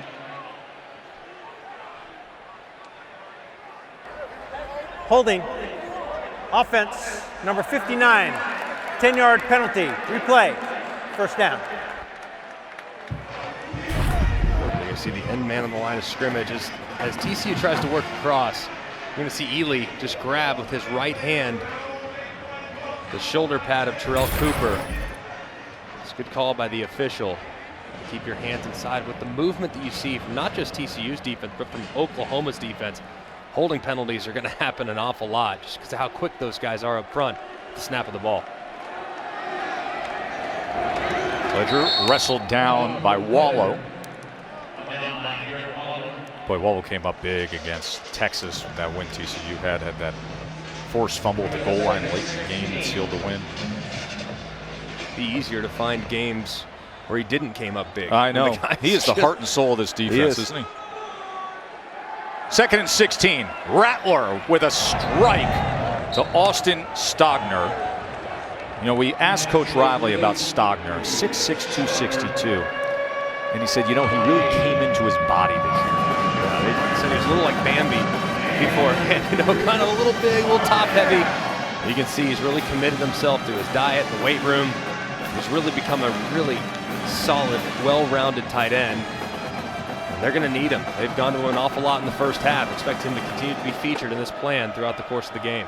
3rd down and 1. Pledger and McGowan in the backfield. And here is McGowan, and he will move the chains. The true freshman for Oklahoma. Holly.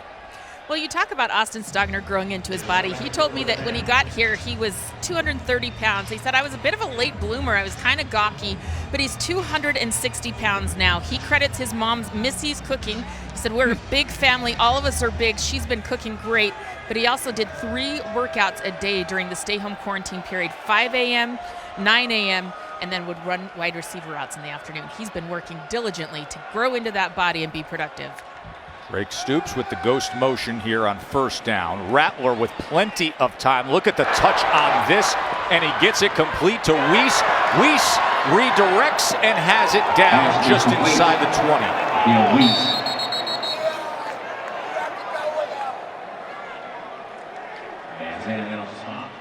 And this is what you give up when you only opt to rush 3. There's only 3 defensive linemen that are trying to apply a pass rush, which gives Spencer Rattler plenty of time to sit back there, survey, allow Weiss to cross all the way from left to right, and a beautiful throw up and over the top.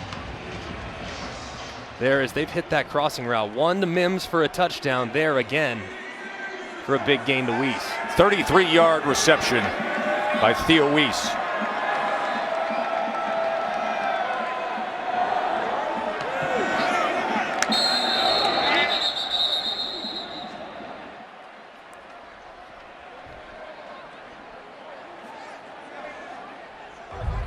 Oklahoma. It's called their first timeout of the half.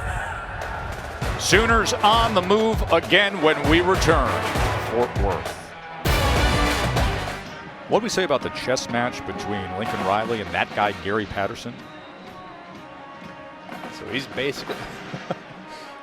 basically saying, I'm trying, and tying here in this particular case, but I'm trying to block my signals to the defense. I think he thinks that Oklahoma is trying to read it as he points over to their sideline, trying to find some type of block so he can communicate. Off the timeout, it's first down, Oklahoma. Pledger cutting back against the grain. He'll take it to the 18-yard line. 2-yard gain for Pledger. He opened up our scoring today. And the 12-yard touchdown run on Oklahoma's opening drive went for 73 yards. 2nd and 7. Rattler inside the 10 as he connects with Weiss again, and it'll be 1st and goal Sooners. Really nice timing there from Spencer Rattler. You see Gary Patterson making another substitution. This is the part of the field where you have to be so good. You have a freshman quarterback who has made a few mistakes, none today, but has made a few mistakes over the last 3 games. Field gets condensed down here, so for Oklahoma, this is where you really want to lean on your run game and your big targets. So expect them, if they do go to the air, to look in the direction of Stogner, their tight end. Instead, they go with Pledger, and he is torn down from behind by Dylan Horton.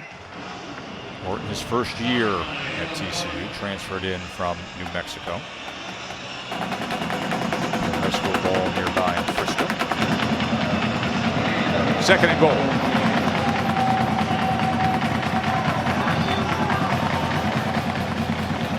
Keep an eye here in 3-by-1. There you have Stogner. If you find an advantageous matchup for your tight end, that's where you want to look if you're the quarterback. Pulls. Rattler wants to run it himself, but he's taken down hard. Stewart stayed at home, and then Cooper cleaned things up. Good job by the corner, and then the big defensive lineman said, I'm putting up the wall. So the 9th play of this Oklahoma drive is coming up here. It's a 3rd and goal. Huge down and distance here for TCU's defense. Obviously, first drive of the second half, so huge as far as creating momentum. And so far, Oklahoma's gone right down the field, but kicking the field goal here and holding this powerful Sooner offense to 3. It's big, but keep an eye on Stogner, who's lined up at the H-back alignment. 3rd and goal. They run it. And Pledger doesn't have much room as he's bottled up at the 5-yard line by Coleman. Just not used to seeing that from Lincoln Riley. Usually, and they have had so many great quarterbacks over the years, so many veteran guys that really understand the down and distance. He almost always puts the ball in their hands in a critical down and distance. Still at this point, though, hey, let's preserve the right to score some points. Don't put too much on Rattler's hands, and obviously going very conservative there on 3rd and goal. And just a nice and easy 22-yard field goal for Burkich. So 20-7 is our score halfway through this 3rd quarter. Tune in for the Samsung QLED 4K Game of the Week. Notre Dame at Pitt, today at 3:30 on ABC. Available in 4K. TCU quarterback Max Duggan grew up in Council Bluffs, Iowa, where he said, I just fell in love with football at such an early age. He was the water boy for his father's team. Grew up playing every position and loving football with all of his heart. So that's why it was so devastating when in preseason cardiac screening, it was found that he has a very rare heart condition called Wolff-Parkinson-White. He actually had surgery on his heart on August 17th, and 4 weeks later returned to the field to take his game for TCU. he had to have catheters put up through his groin and through his neck so that they could change the electrical pathway from his heart. And here he is just a few weeks later playing football, guys. It's truly remarkable. Isn't it, Holly? Williams on the return. Blocker in front. And then Russell out at the 27. Let's go to Kevin in the studio. Tess, we're keeping an eye on what's going on in Death Valley. Clemson 48-point favorites against Syracuse. Rex Culpepper to Nakeem Johnson, 83 yards for the score. Longest play Clemson has allowed since 2013, and it's 27-21 Clemson on the ACC network. Back to you. Longest play that Clemson has allowed since 2013. Folks, that was a 94-yard pass back then by Jameis Winston. That's how long ago it was. Complete out to the 36-yard line as Barkley makes the catch there. So far, we haven't seen a ton from Max Duggan in this TCU passing game. They've had some opportunities for some underneath completions. Got to continue to work the underneath spots, get the ball out of his hands quickly, knowing that offensive line's been a little leaky from time to time. 2nd and 2. Barlow probing that left side, but all he's finding is Terry again. Another tackle by John Michael Terry. Right here with the ball on the left hash, 3rd and 2. I want to get Duggan on the move. I want to get him moving to his right. Give him a run pass option. Give him the potential that if he likes what he sees through the air, he can throw it, but if he doesn't, he can keep it with his feet. This is a very athletic kid, and rolling to his right would be the direction that I'd try to get him going. Give him the multi-dimensional option. 3rd down and 2. Quickly gets it to Johnston, and Johnston with a nice cutback and a little bit of slithery wiggle past midfield.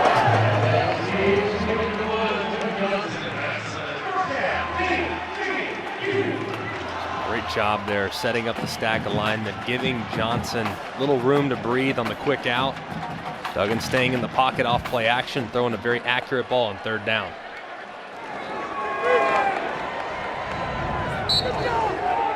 Johnson again.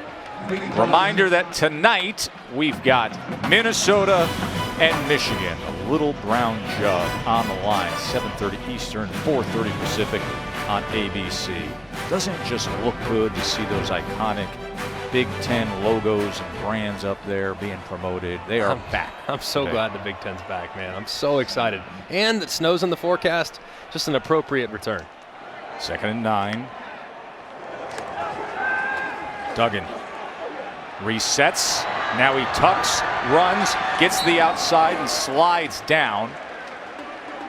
The 3rd and short. Late flag comes in from the defensive backfield all the way back at the 25-yard line.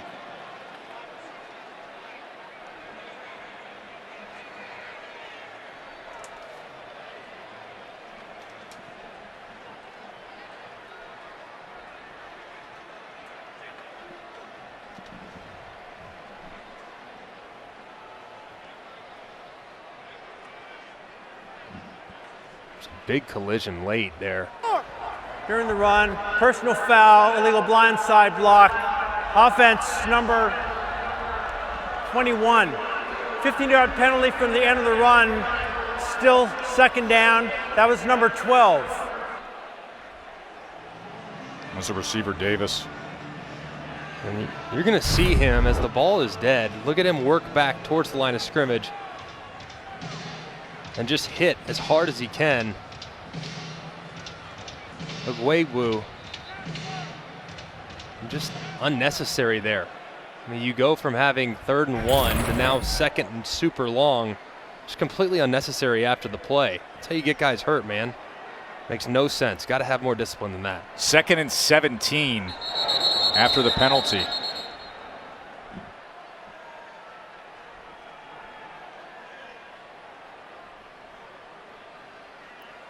Sixth penalty for TCU. 70 yards assessed against them. The down is correct. It was a live ball foul. 2nd down. So I can understand why they were While they were looking at that, Oklahoma saying, hey, those dead balls after the whistle. Well, clearly the official felt as though it was still going on. The play was still happening when the hit occurred. I understand the protest there, though, from the Oklahoma sideline.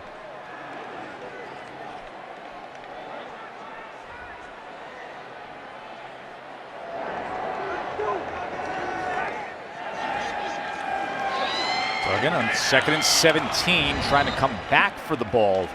That time was Conwright. They'll leave him 3rd and 17.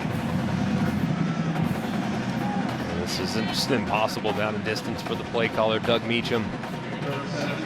Best option, maybe a screen, something short.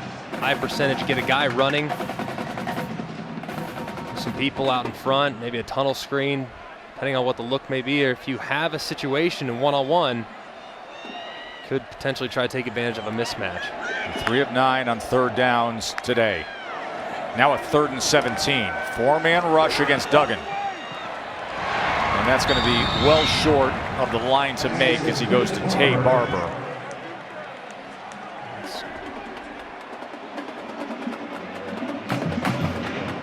Penalty really hurts you there if you're TCU. You can't look back. You can't continue to dwell. Really bad decision there by Davis. Set his offense behind the sticks. I'm Oklahoma, though. I'm being really cognizant of a potential fake here. I'm going to be pretty safe, go punt safe, play defense if possible. 6th punt of the day for TCU's Jordy Sandy. Looking for the pin inside the 10, and he gets it. Well done. How about the Aflac trivia question, Greg? You up for it? Aflac. You know about TCU's success in state. Last decade, 11 FBS programs in Texas have combined for 6 11-win seasons. How many 6 11-win seasons does TCU have in the last decade? Think about that. We're going to take a break. Get that brain going, McElroy. Well, would you look at this? Young man shopping at the Greg McElroy 4th of July collection. The USA overalls, the cowboy boots with no socks, and stuff, while doing the kick line. Dangerous. McGowan looking for a little breathing room for the Sooners. A little worried about the hamstrings. The kick line, not, They got to stretch it out. Got to stretch that out a little bit. I mean, barely getting it above knee level. Not ideal. There you go. That's a little better. A little safer.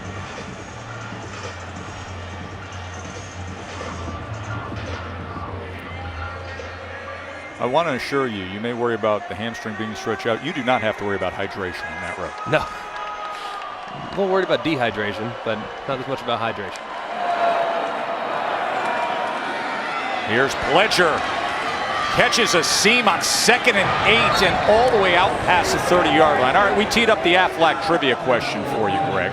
Asking you about the success over the past decade for TCU in comparison to the other Texas schools in terms of 11-win seasons for TCU. I'm trying to think. I think I got 4 for sure. 4 for sure. I'm just trying to think. I feel like there's 5. I was 1 off. I thought there might have been 2. I had 4 all for the sure. other Texas programs have combined for just 1 more. Pledger had a 25-yard run moments ago. And goes for 5 more here. Bradford with the tackle. Bradford had 13 tackles last year against Oklahoma. Had that amazing play against Jalen Hurts. And stripped the ball away while he was tackling him.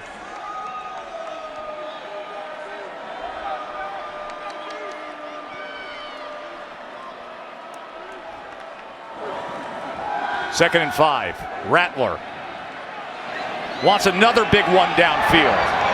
Into the hands of Mims, and Mims into the end zone. This young receiver for Oklahoma is doing his thing. Beat Stewart and tack on a 61-yarder to the 50-yarder he's already banked.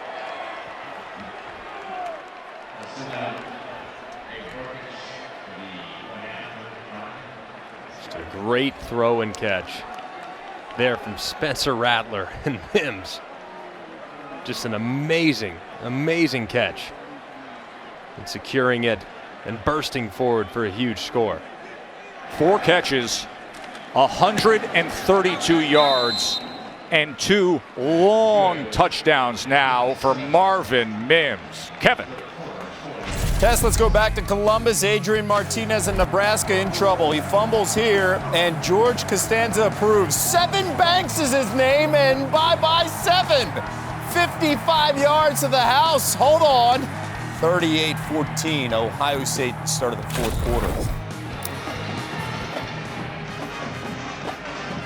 That's the happening with the Buckeyes. Spencer Rattler has over 300 yards now today. Both touchdown tosses have been to Marvin Mims. A 50-yarder in the second quarter and that spectacular 61-yarder there.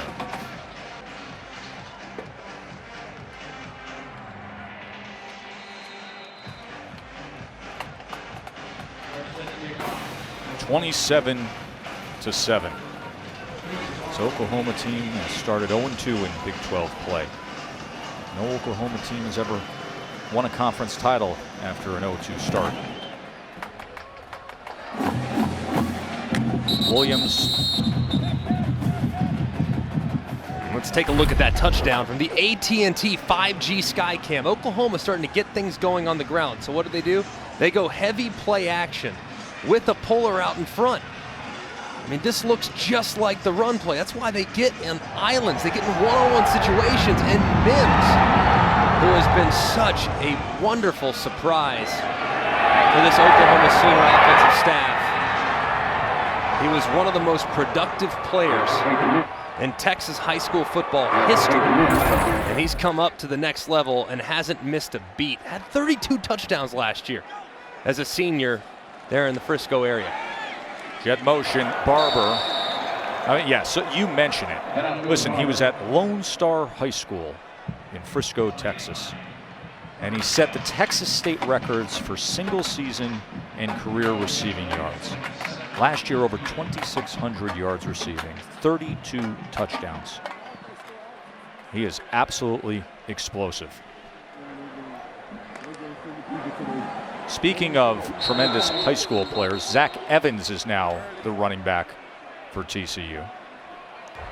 False start. Offense, number 72, 5-yard penalty.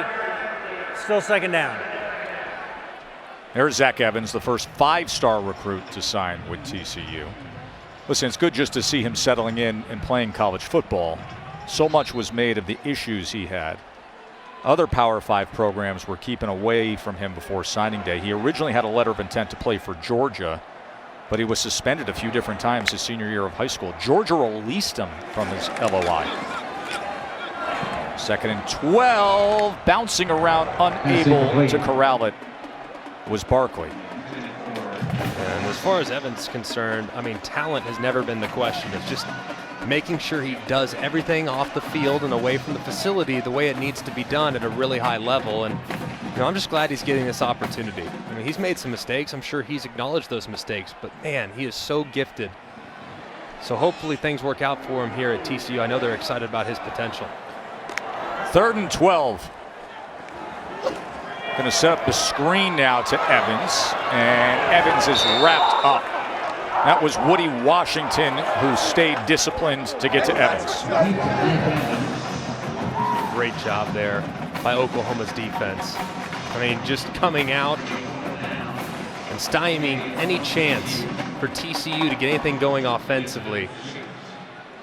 Obviously, they were off schedule with the false start, but Oklahoma's defense here in the second half has really buttoned up some issues that they might have had at times there in the second quarter.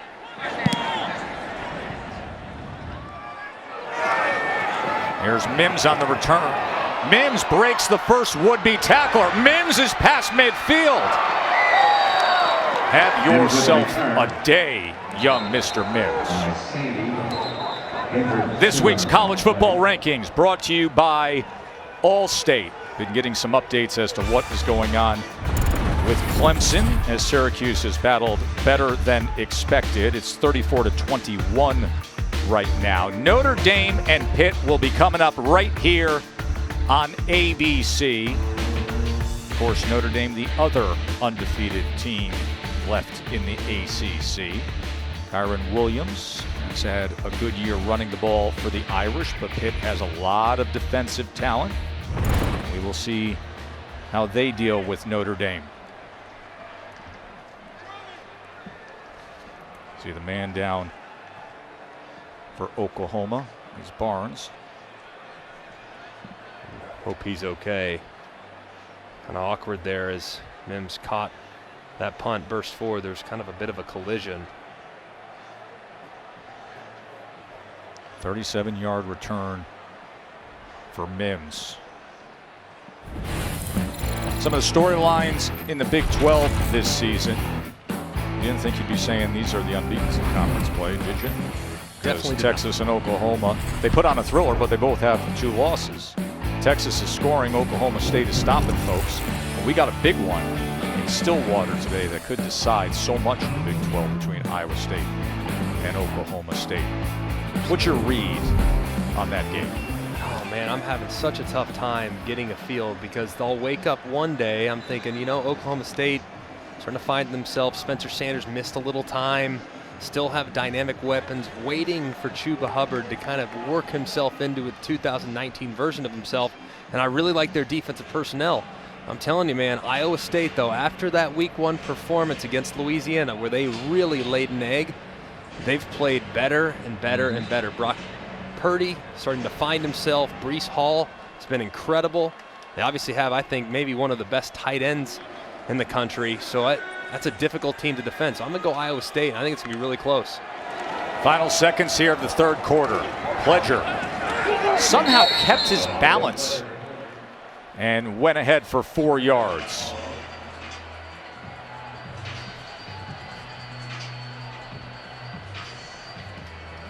Final seconds counting down here in this third quarter. A third quarter that saw Marvin Mims do it again. 61-yard touchdown reception moments ago. 27-7 Sooners on top. We will be back after this message and a word from our ABC station. Pre-game for Oklahoma, players were all wearing these warm-ups together as one, and on the front you see the shield that says Black Lives Matter. Lincoln Riley's been very out front with this as they support the social justice movement in this country. On August 28th, they stopped practice and instead did a peaceful march across campus to bring attention to having more unity in the wake of police brutality in our country, something that he's very passionate about and is empowering his players to speak out on. You know, it's interesting. Pledger with the carry here as he will have a first down. The pregame warm-up T-shirts have become a very good vehicle for players around the country, and what most of the coaches we've visited with this year have said is, hey, listen, it's their choice. Whatever they want to put, whatever message they want on that shirt, and they're really giving that pregame warm-up opportunity to the players to have that platform. Yeah, it allows you ownership over something. That's right. This is what we want. This is our message for today. You've seen a lot of schools start to employ different ideas, game to game, themes of the game. It's been really neat to see the voice of the player come to the forefront and all the different creative ways they've brought attention to things that are on their mind.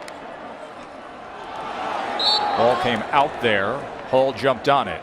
Kevin. Pass back to Death Valley. Syracuse down by 6. Rex Culpepper. Here comes the Clemson defense with a big play. He fumbles. Andrew Booth Jr. Little scoop and score. Clemson up 34-21 on the ACC Network. Fourth quarter. There were a lot of people moments ago when they saw the Johnson 83-yard reception from Culpepper. They said, did I just see that score right there? That's a third quarter, and it was a 6-point game. And now the margin at 13. Clemson over Syracuse. 2nd and 12. Pledger again as he makes his way to the 20-yard line. Rattler over 300 yards today. The star offensively has been Mims. He's targeted Mims 4 times. 4 times he's thrown the ball Mims' way. He's got 132 yards and 2 touchdowns. Also had a 37-yard punt return. It's hard to break records at Oklahoma, but I have a feeling that those two are going to combine to do some damage to the record book there in Norman for the next few years. 3rd down and 5. Rattler. Flag comes down as Rattler goes to the corner of the end zone and was looking for Weiss. It is going to be dynamic to watch the next few years with all the young talent that they have corralled here with the Sooners offense. And McGowan, the true freshman running back, offside. as well. Defense, number 11. 5 yards to the previous spot. The yardage results in a first down. 3rd and 5, and you get the penalty, you're handing them one. And that was Kari Coleman. You mentioned the talent on the offensive side that are young freshmen for Oklahoma, but if you look at their defense as well, I mean, they've done a really good job of addressing some of the issues that they have. Look, there's no secret. Oklahoma was not big enough in the back end, so they've gone out, they've recruited guys that are 6 foot and change at corner and safety. They've gone and they've identified guys both in JUCO with Perrion Winfrey and other guys up front that can be really disruptive at the line of scrimmage. They've done a really good job of being self-aware, addressing their needs, and those young players are going to continue to play more and more as the season goes along. Rattler, he is spun down by Coleman. I'm very bullish on this Oklahoma team this year. I know it hasn't gone the way they wanted. Started 1-2, had disappointing performances in the 2nd and 3rd game of the year. Bounced back, I thought, showed a lot of toughness and determination against Texas. They had no momentum going into overtime, still found a way to win it and forced the turnover there in the 4th overtime to secure it. I think this is the team that's going to get better and better and better as the season goes along, just given the youth they're having to rely on and the pieces they had to replace off last year's roster. Pledger, and darting in that time and making the tackle was Bradford. So they came in 1-2 in the Big 12. And back in 2016, that Bob Stoops team, the team had a similar record. They finished 10-2, won the conference, beat Auburn in the Sugar Bowl.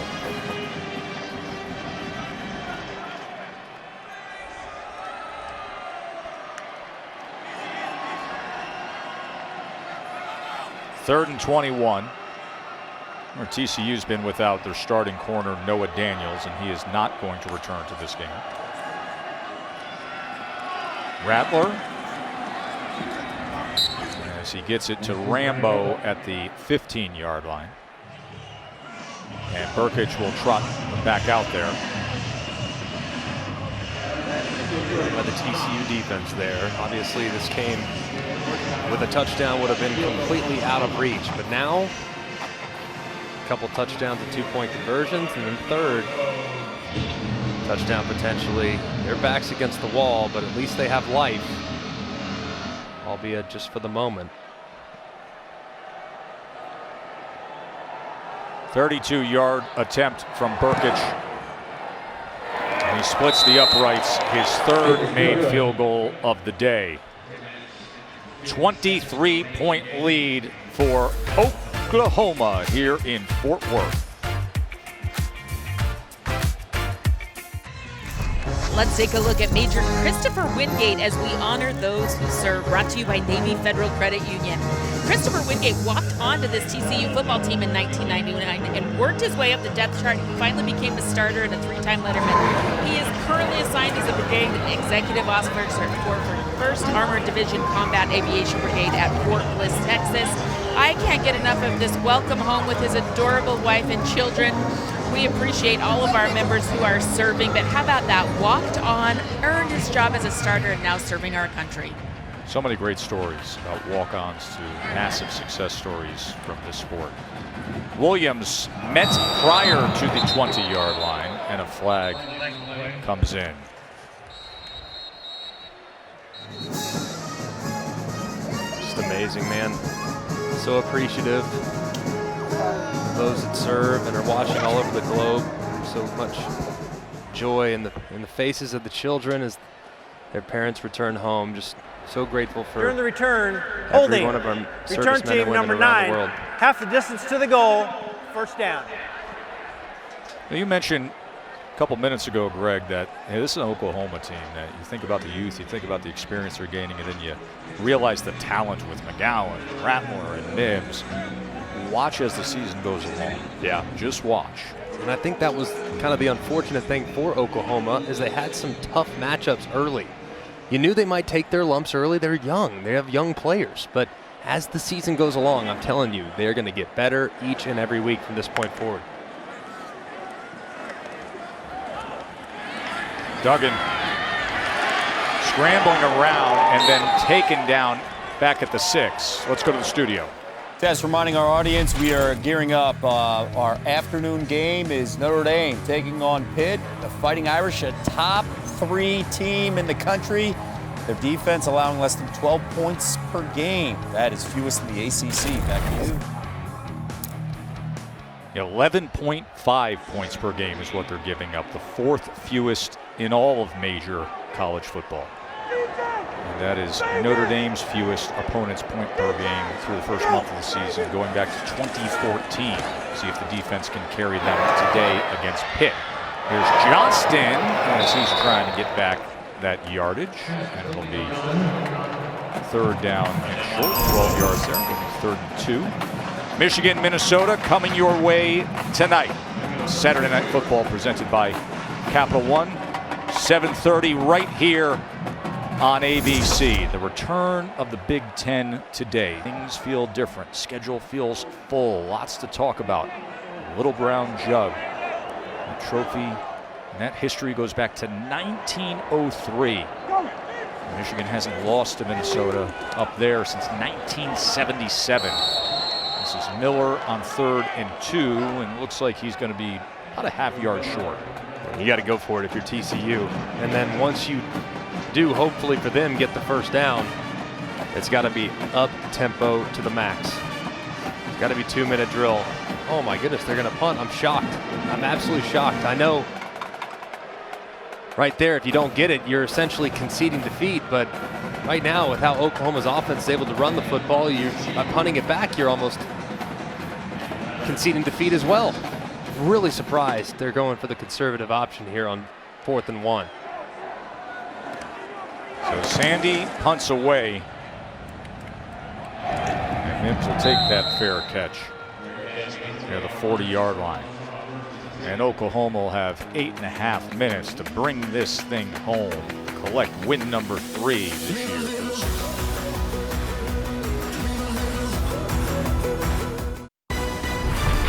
College football on ABC is presented by PlayStation 5. Play has no limits. And in part by Pacific Life, more than 150 years strong. Trust in your tomorrow. Beautiful campus here. There is the Horned Frog statue. You know, you rub that horn for good luck. Find 23 points of good luck anywhere there with 8.5 to play, Greg. Not after they just punted. I'm still really surprised. I know they were down, bad field position, but I mean, the way Oklahoma's moving it on offense right now, I'm just really surprised that they wouldn't at least try. I mean, put all your eggs in one basket and see if you can't get 2-minute drill going. 8 punts on the day for TCU. Here is Henderson, and Henderson breaks a tackle and is out past midfield, and the first down for the Sooners as he goes for 12 yards there. Mikey Henderson, another good-looking true freshman offensive weapon. They have a bunch of them, that's for sure. And look, we all know that the quarterback spot in Oklahoma, that's really where it all goes. I mean, if your quarterback's going, he's dealing a hot hand, which you'd find very few exceptions of which he wasn't over the last 2 decades at Oklahoma. As Spencer Rattler continues to get comfortable, this team could become unstoppable offensively. Ledger goes ahead. Holly. Well, you talk about Oklahoma's recruiting, particularly at quarterback. They had something very unique and unusual happen this offseason. Caleb Williams is one of the top quarterback recruits in the nation, and he has committed to Oklahoma.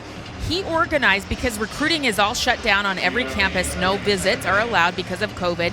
He organized by himself the Sooner Summit. They checked it with compliance. They were able to come in, him and a bunch of other high-profile recruits in the area that he organized, and he's trying to convince them to join him at Oklahoma. Kind of cool.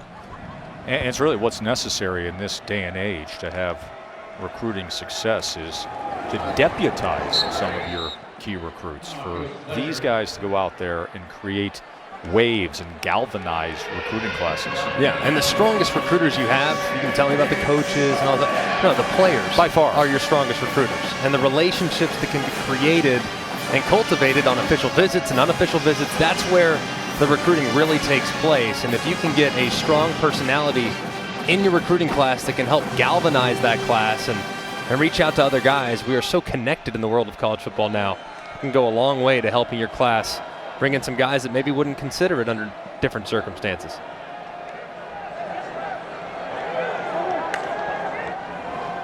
Third down and 7 as Rattler drifts back, and then you see some of the arm talent just to drive that ball against his body momentum towards Mims. But they will be punting away here with under 6.5 minutes to play. This defense holding TCU to 7 points. TCU has 235 total yards and has punted 8 times. And you really look at it too. I mean, this Oklahoma offense has been good, but the defense has been a question mark. But you saw it starting to round into form at times over the last few weeks. But their best performance of the year by far this game today.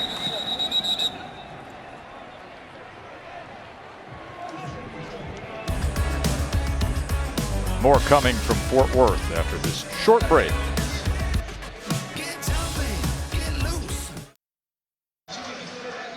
Time for a look at our Pacific Life game summary between Oklahoma and TCU. It's been quite the performance from Oklahoma, who has really done a great job controlling the line of scrimmage and creating opportunities to push the ball down the field. You look at Spencer Rattler, yeah, the completion percentage isn't going to wow you, but the yards per attempt is remarkable. Really downfield throws, challenging the defense constantly. Quickly to the outside to Barkley. Excuse me, to Johnson, Quentin Johnson, big 6'4" freshman from Temple, Texas. If you're TCU here, you have to go absolute hyperspeed. Flag is down at the 37. So both teams had the bye week. OU after the Red River rivalry game against Texas.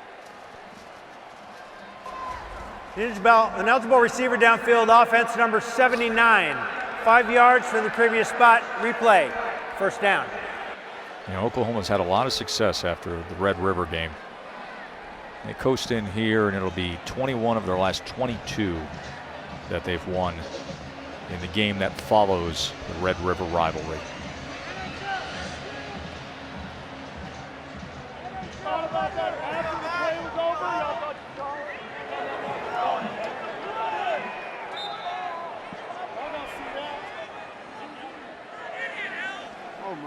Marched all the way back to the 13-yard line.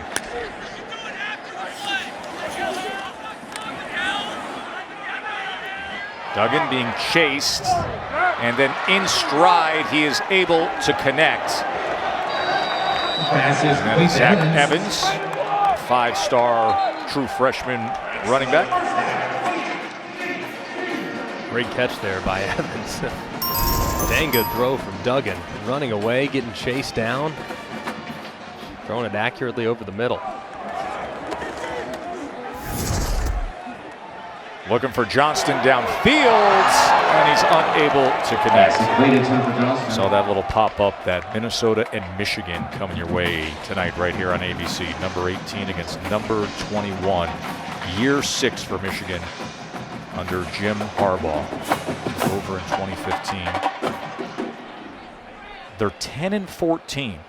10-14 is Michigan's record against ranked opponents since Harbaugh took over. But if you look at the opponents ranked between 11 and 25, the numbers are actually quite better. So Ohio State is a big part of that record. Is that what you're telling me? Very fair point. Look at you. That's a former finalist for a Rhodes Scholarship, folks. Greg McElroy. Holly? You talk about Michigan and Minnesota. I actually checked in with the sideline reporter for that game, Maria Taylor. Welcome back to college football, Maria. We love you. And she told me about the relationship of Rashad Bateman, the terrific wide receiver for the Gophers, who decided to opt out.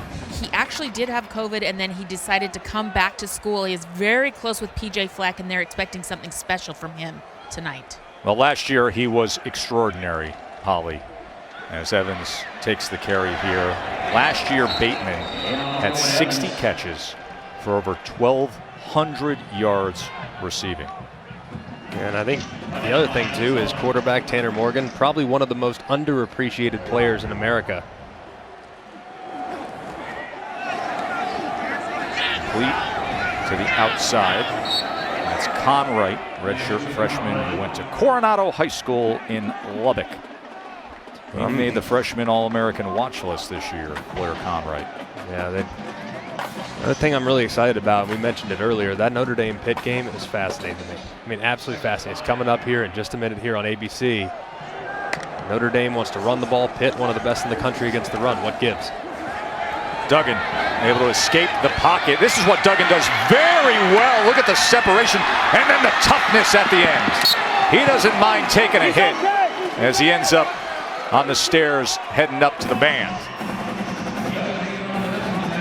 It's a heck of an effort there by Duggan. Nothing there, go north and south, and then you see that speed in the open field. Evading tacklers, a little spin move, and then holding up just short of the stairs there. Sophomore quarterback's gonna have a very, very, very good career here in the years to come. Is he a tough guy or what? Tough as nails. Just looking for something here at the end before we get you to Notre Dame and Pitt right here on ABC. Don't go anywhere. One of the Big 12's stars, and here is a star attraction if you're a Big 12 fan. It's Big 12 Now on ESPN+. Must have for Big 12 fans. Horned Frog Nation is every Thursday at noon Eastern, 11 Central. If you're a Big 12 fan, you got to have it. Sign up today. ESPNplus.com/Big 12 Now. Oklahoma on the road. They are closing in on win number 25 of their last 27 true road games. To the end zone, Duggan. Is that caught? Yes! Tremendous effort by Pro Wells. 6'4" frame, goes up and gets it.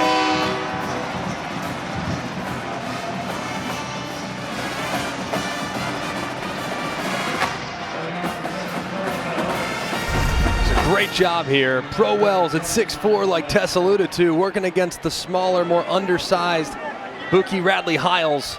It's listed at only 5'9". Just a great job of taking advantage of the matchup there by Max Duggan. And nice throw.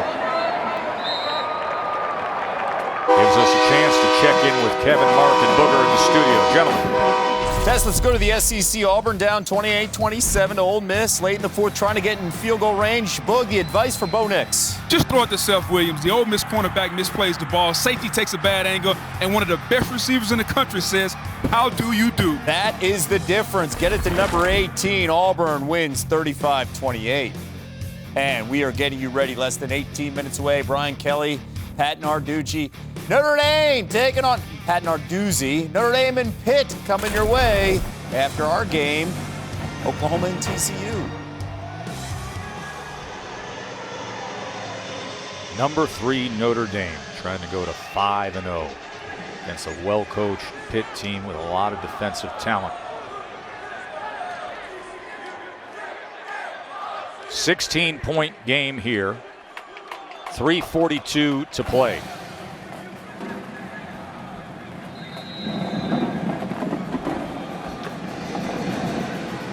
Got the hands group up front for Oklahoma.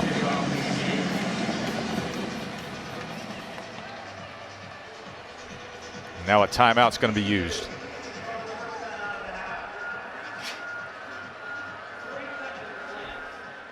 Where college football is watched, Nachos party packs bring the fun. Wherever the students are, the Live My Student section lives. Learn more at livemystudentsection.com.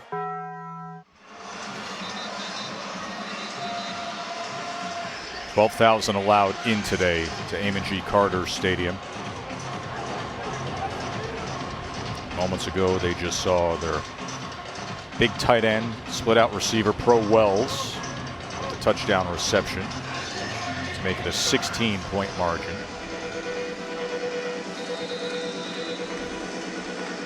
.449 total yards for Oklahoma.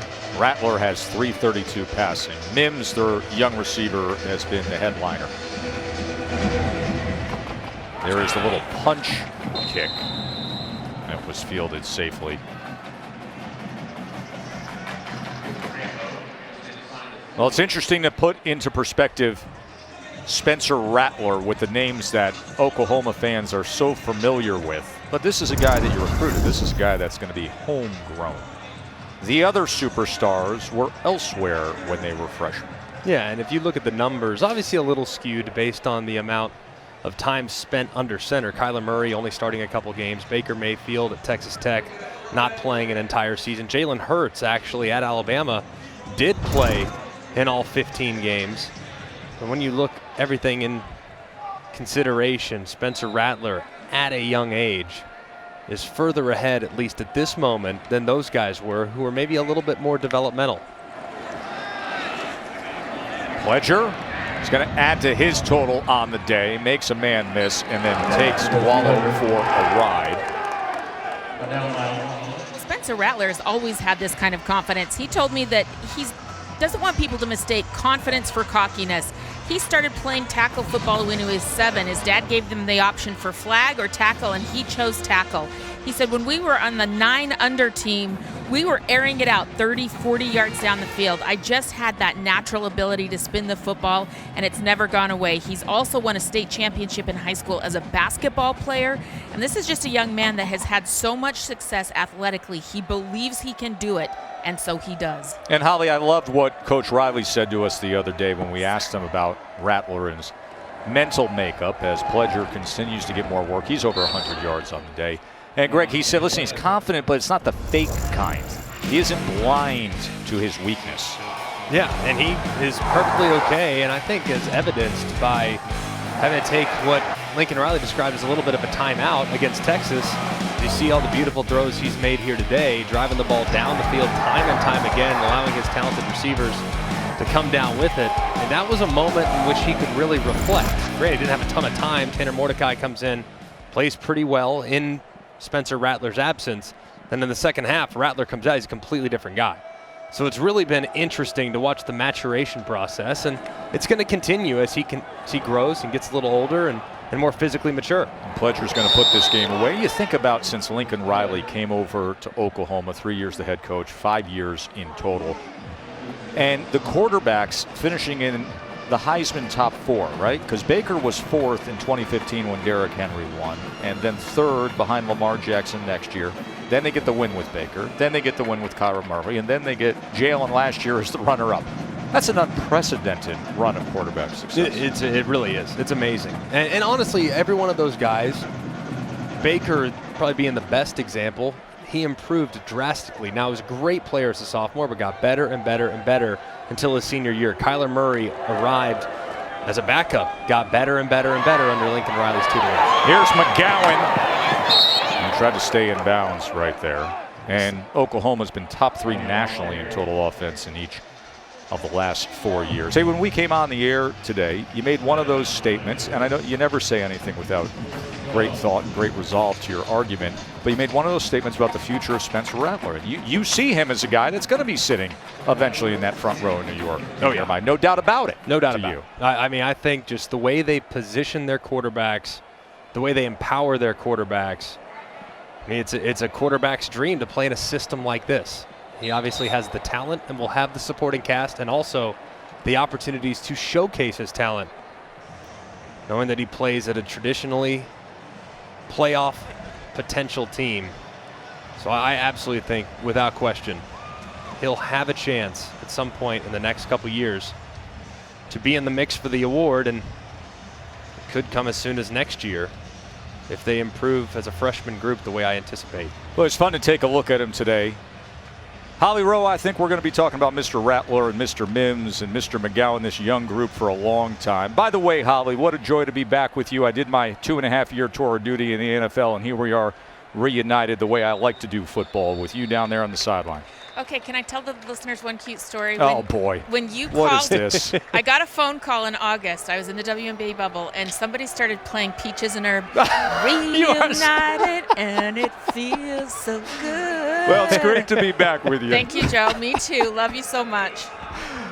Oh. The little chess match that we had today, this one's going to go to Lincoln Riley, a little checkmate. They've done some nice jobs. A lot of different kids played on offense, creative formations, and just too much.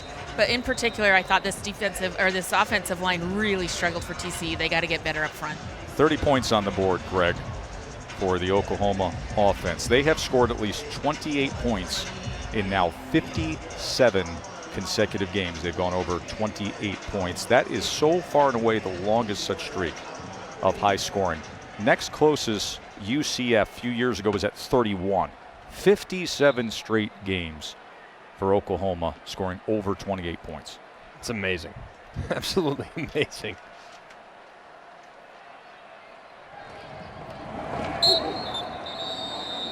We'll close this thing out.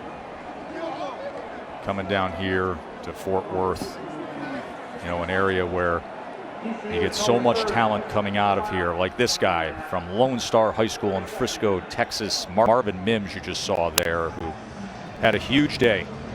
Had 132 yards, receiving the 2 long touchdowns, and the 61-yarder and the 50-yarder. But these recruiting battles in the Big 12, when it comes to DFW, they are for real now.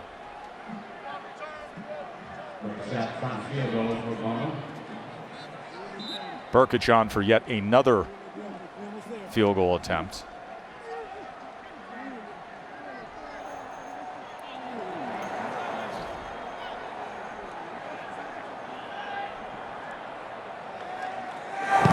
One of the most reliable place kickers in the country. Will add to that total for Oklahoma, 33-14.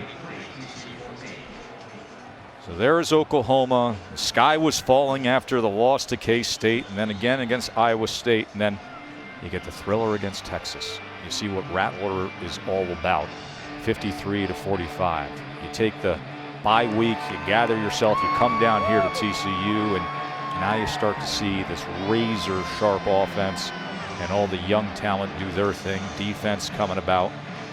It's going to be interesting to see the role they play in the Big 12.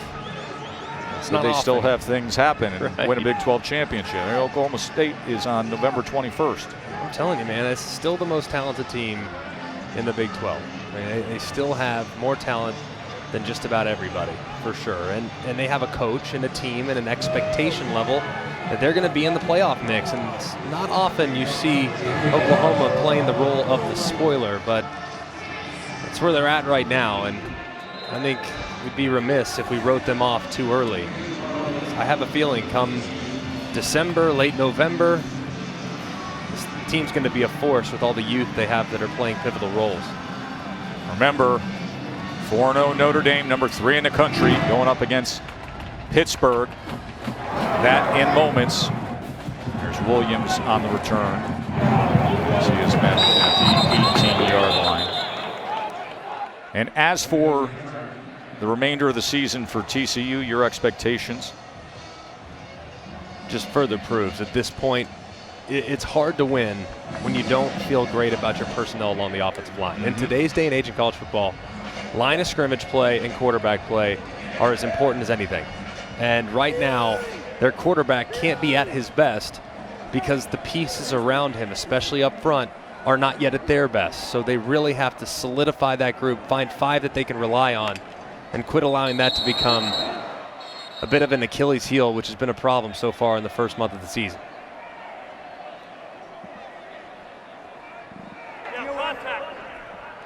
Offside. Defense, number 8 with contact, 5-yard penalty, still first down. Apparently, Perrion Winfrey is not ready to end this game.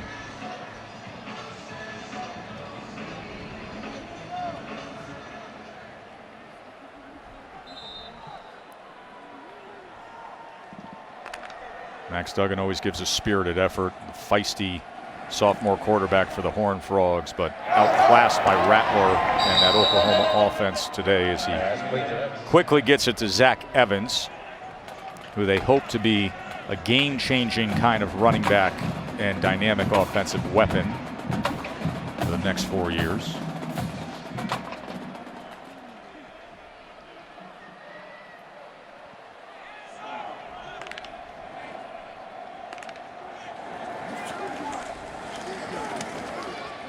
Duggan, final seconds here.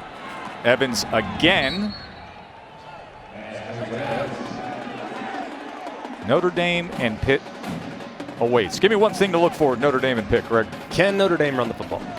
Pitt comes in allowing about 60 yards a game on the run. Pat Narduzzi, I played against him. I know him forever. He runs quarters and he's stopping the run. That's what you know what you're getting with a Pat Narduzzi defense. Can Ian Book find some receivers in one-on-one situations outside to take advantage of what should be a defensive group that is fully committed to neutralizing that powerful Notre Dame rushing attack? Kyron Williams, a running back for Notre Dame, has 2 straight 100-yard rushing games. He has nearly 500 rushing yards through the first 4 games. What do you say we put an end to this thing here in Fort Worth, where Oklahoma gets their 3rd win of the season. They've won 7 straight against TCU. They've won 25 of their last 27 true road games. For Holly and Greg, I'm Joe Tessitore. Enjoy the rest of your day, including a visit with our man Kevin Nagandi in the studio right now. Take it away. Tess, thank you so